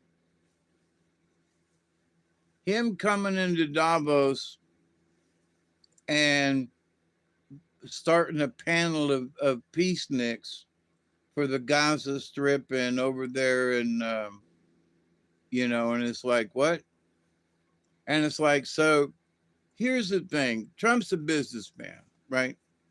He sees the Gaza Strip. If you look down there, there's all these shambled buildings and everything, and then there's this beautiful beach along the Mediterranean. So what's he looking at? Prime real estate. And so there are people that are like, oh my God, Trump, all he wants to do. But whoa, hang on. So if everybody stops fighting, then he and other people will come over there and build really nice buildings and give y'all jobs. You can work in the restaurants, You can work in retail. You can work, you can have jobs, and you can get paid, and you can live. We'll make some, housing for you that will look a lot better than what you was living in. But first, y'all got to quit fighting. So now they want to go, oh, look at all these businessmen. Ooh, they want to convert, the Gaza Strip into a big, city full of subject. Would you prefer that they, live in the squalor that they're in now? In the sand and the dust and the dirt and the this. And so, but they'd come in and they would build these things so it would look like Dubai.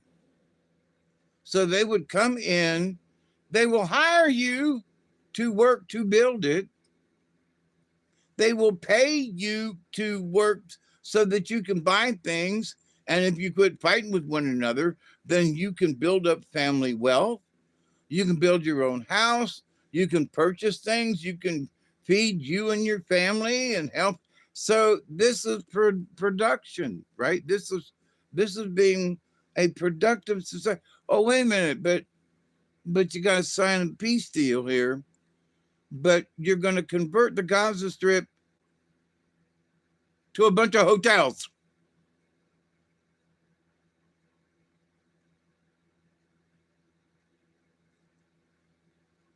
What did you have planned for it? I'm waiting. You want to throw some more bombs over there? I'm waiting. You mean building hotels and turning the beaches along Mediterranean? I've never been there, but I heard it's really nice. So you want to stop killing each other and turn this prime bit of real estate, which it is, and build some hotels, motels, so rich people or anybody else that could afford it can come in, pay you money, and you can have a job, you can work there, you can live peacefully, and you too can have a decent life. Oh my God, oh, we can't have that. Trump and his cronies, they want to turn the Gaza Strip into a hotel, motel. And what, pray tell, is wrong with that?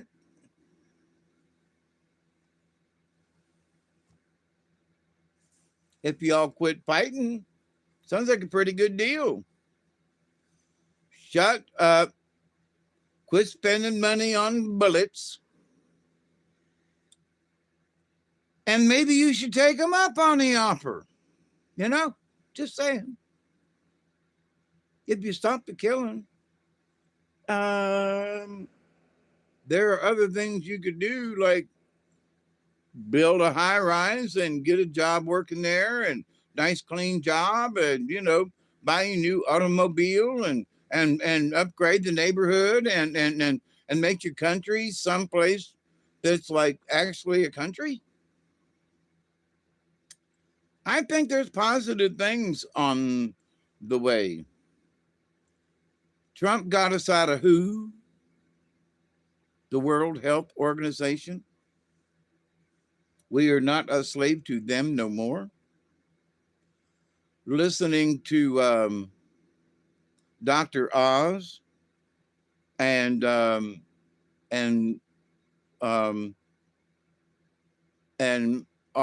Jr. and the things that they have proposed and the things that are going down and the things that they're correcting. There are those folks who are like, well, I can't believe that damn Robert F. Kennedy.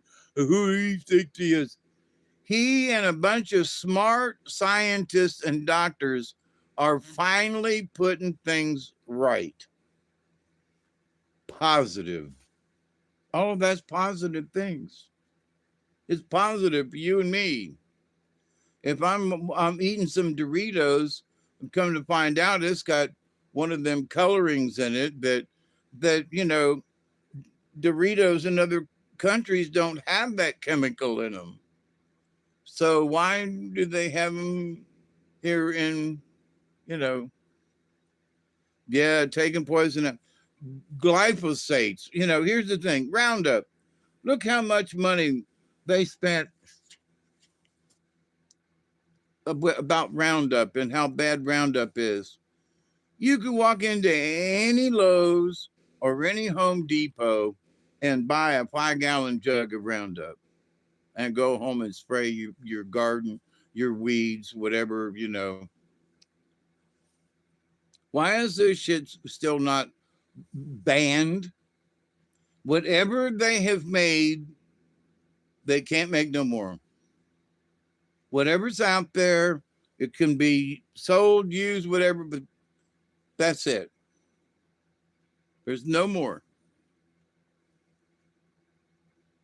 Because it is an effective weed killer, but it can kill other stuff too and give you cancer and all this other stuff. So, what's the best thing to do? Phase it out, get rid of it, come up with something else.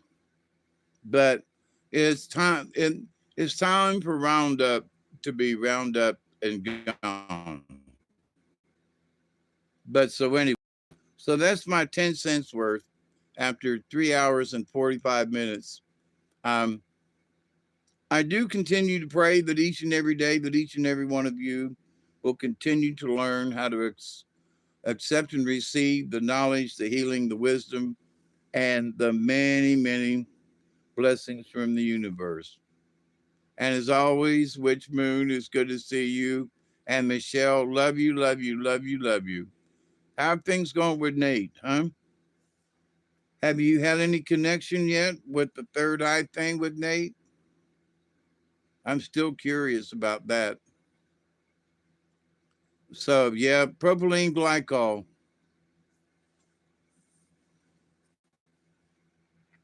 Yep. Oh, and there's years ago, I talked to y'all about plastic and particles in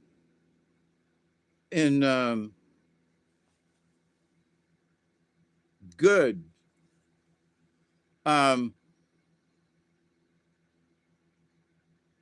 Yeah, good with you, Witch Moon. It was good to see that picture. But yeah, so here I am 4 hours into another damn video that I swear I wasn't going to do another 4-hour video. And here I am doing another 4-hour video. So, yeah, I got slightly stoned and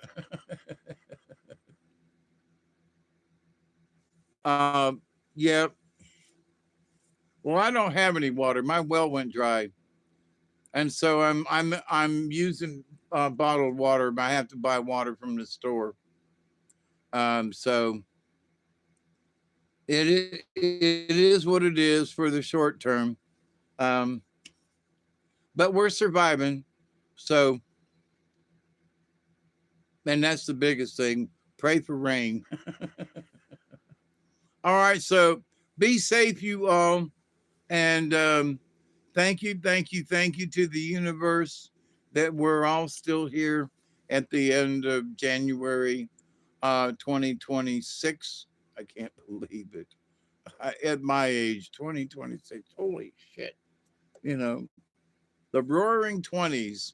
I do think that there are good things that are in our future, but I do think there's going to be some humps and bumps. We ain't over the rough spot yet, There's still going to be some Mother Earth changes. It has to happen. I told y'all years ago. Love you too, baby. I do. But I told y'all years ago the premonitions that I got were Mother Earth would be recovering some of her energy that we have taken from her. And for those of us, if you live at the bottom of a volcano, I would move. If you live on a fault line, I would move. If you live in California along the edge of the ocean, I would move inland. You know, there are places along in this earth that are danger zones. You live at your own risk, you know, and so, but I will pray for you. But if Mother Earth has a change and happens, and I don't mean this nasty, but if Mother Earth comes along and happens to take you out because you live in one of those areas, I will I will still pray for you, you know, and I'm sure that you've had a good life. So, but there was somebody that was down in Florida that, you know, he woke up the next morning and half of his house was in a sinkhole. You know, how do you plan for that shit? You know, but anyway, I love you all and please be safe. Okay. Stay warm. And if you know somebody that's cold, invite them to your house and warm them up for goodness sake. Okay. Until next time, I love you, love you, love you. Michelle, it's always so good to see you. And Witch Moon, you too. And anybody else, I love you, love you. Be kind, be sweet. Until next time, adios.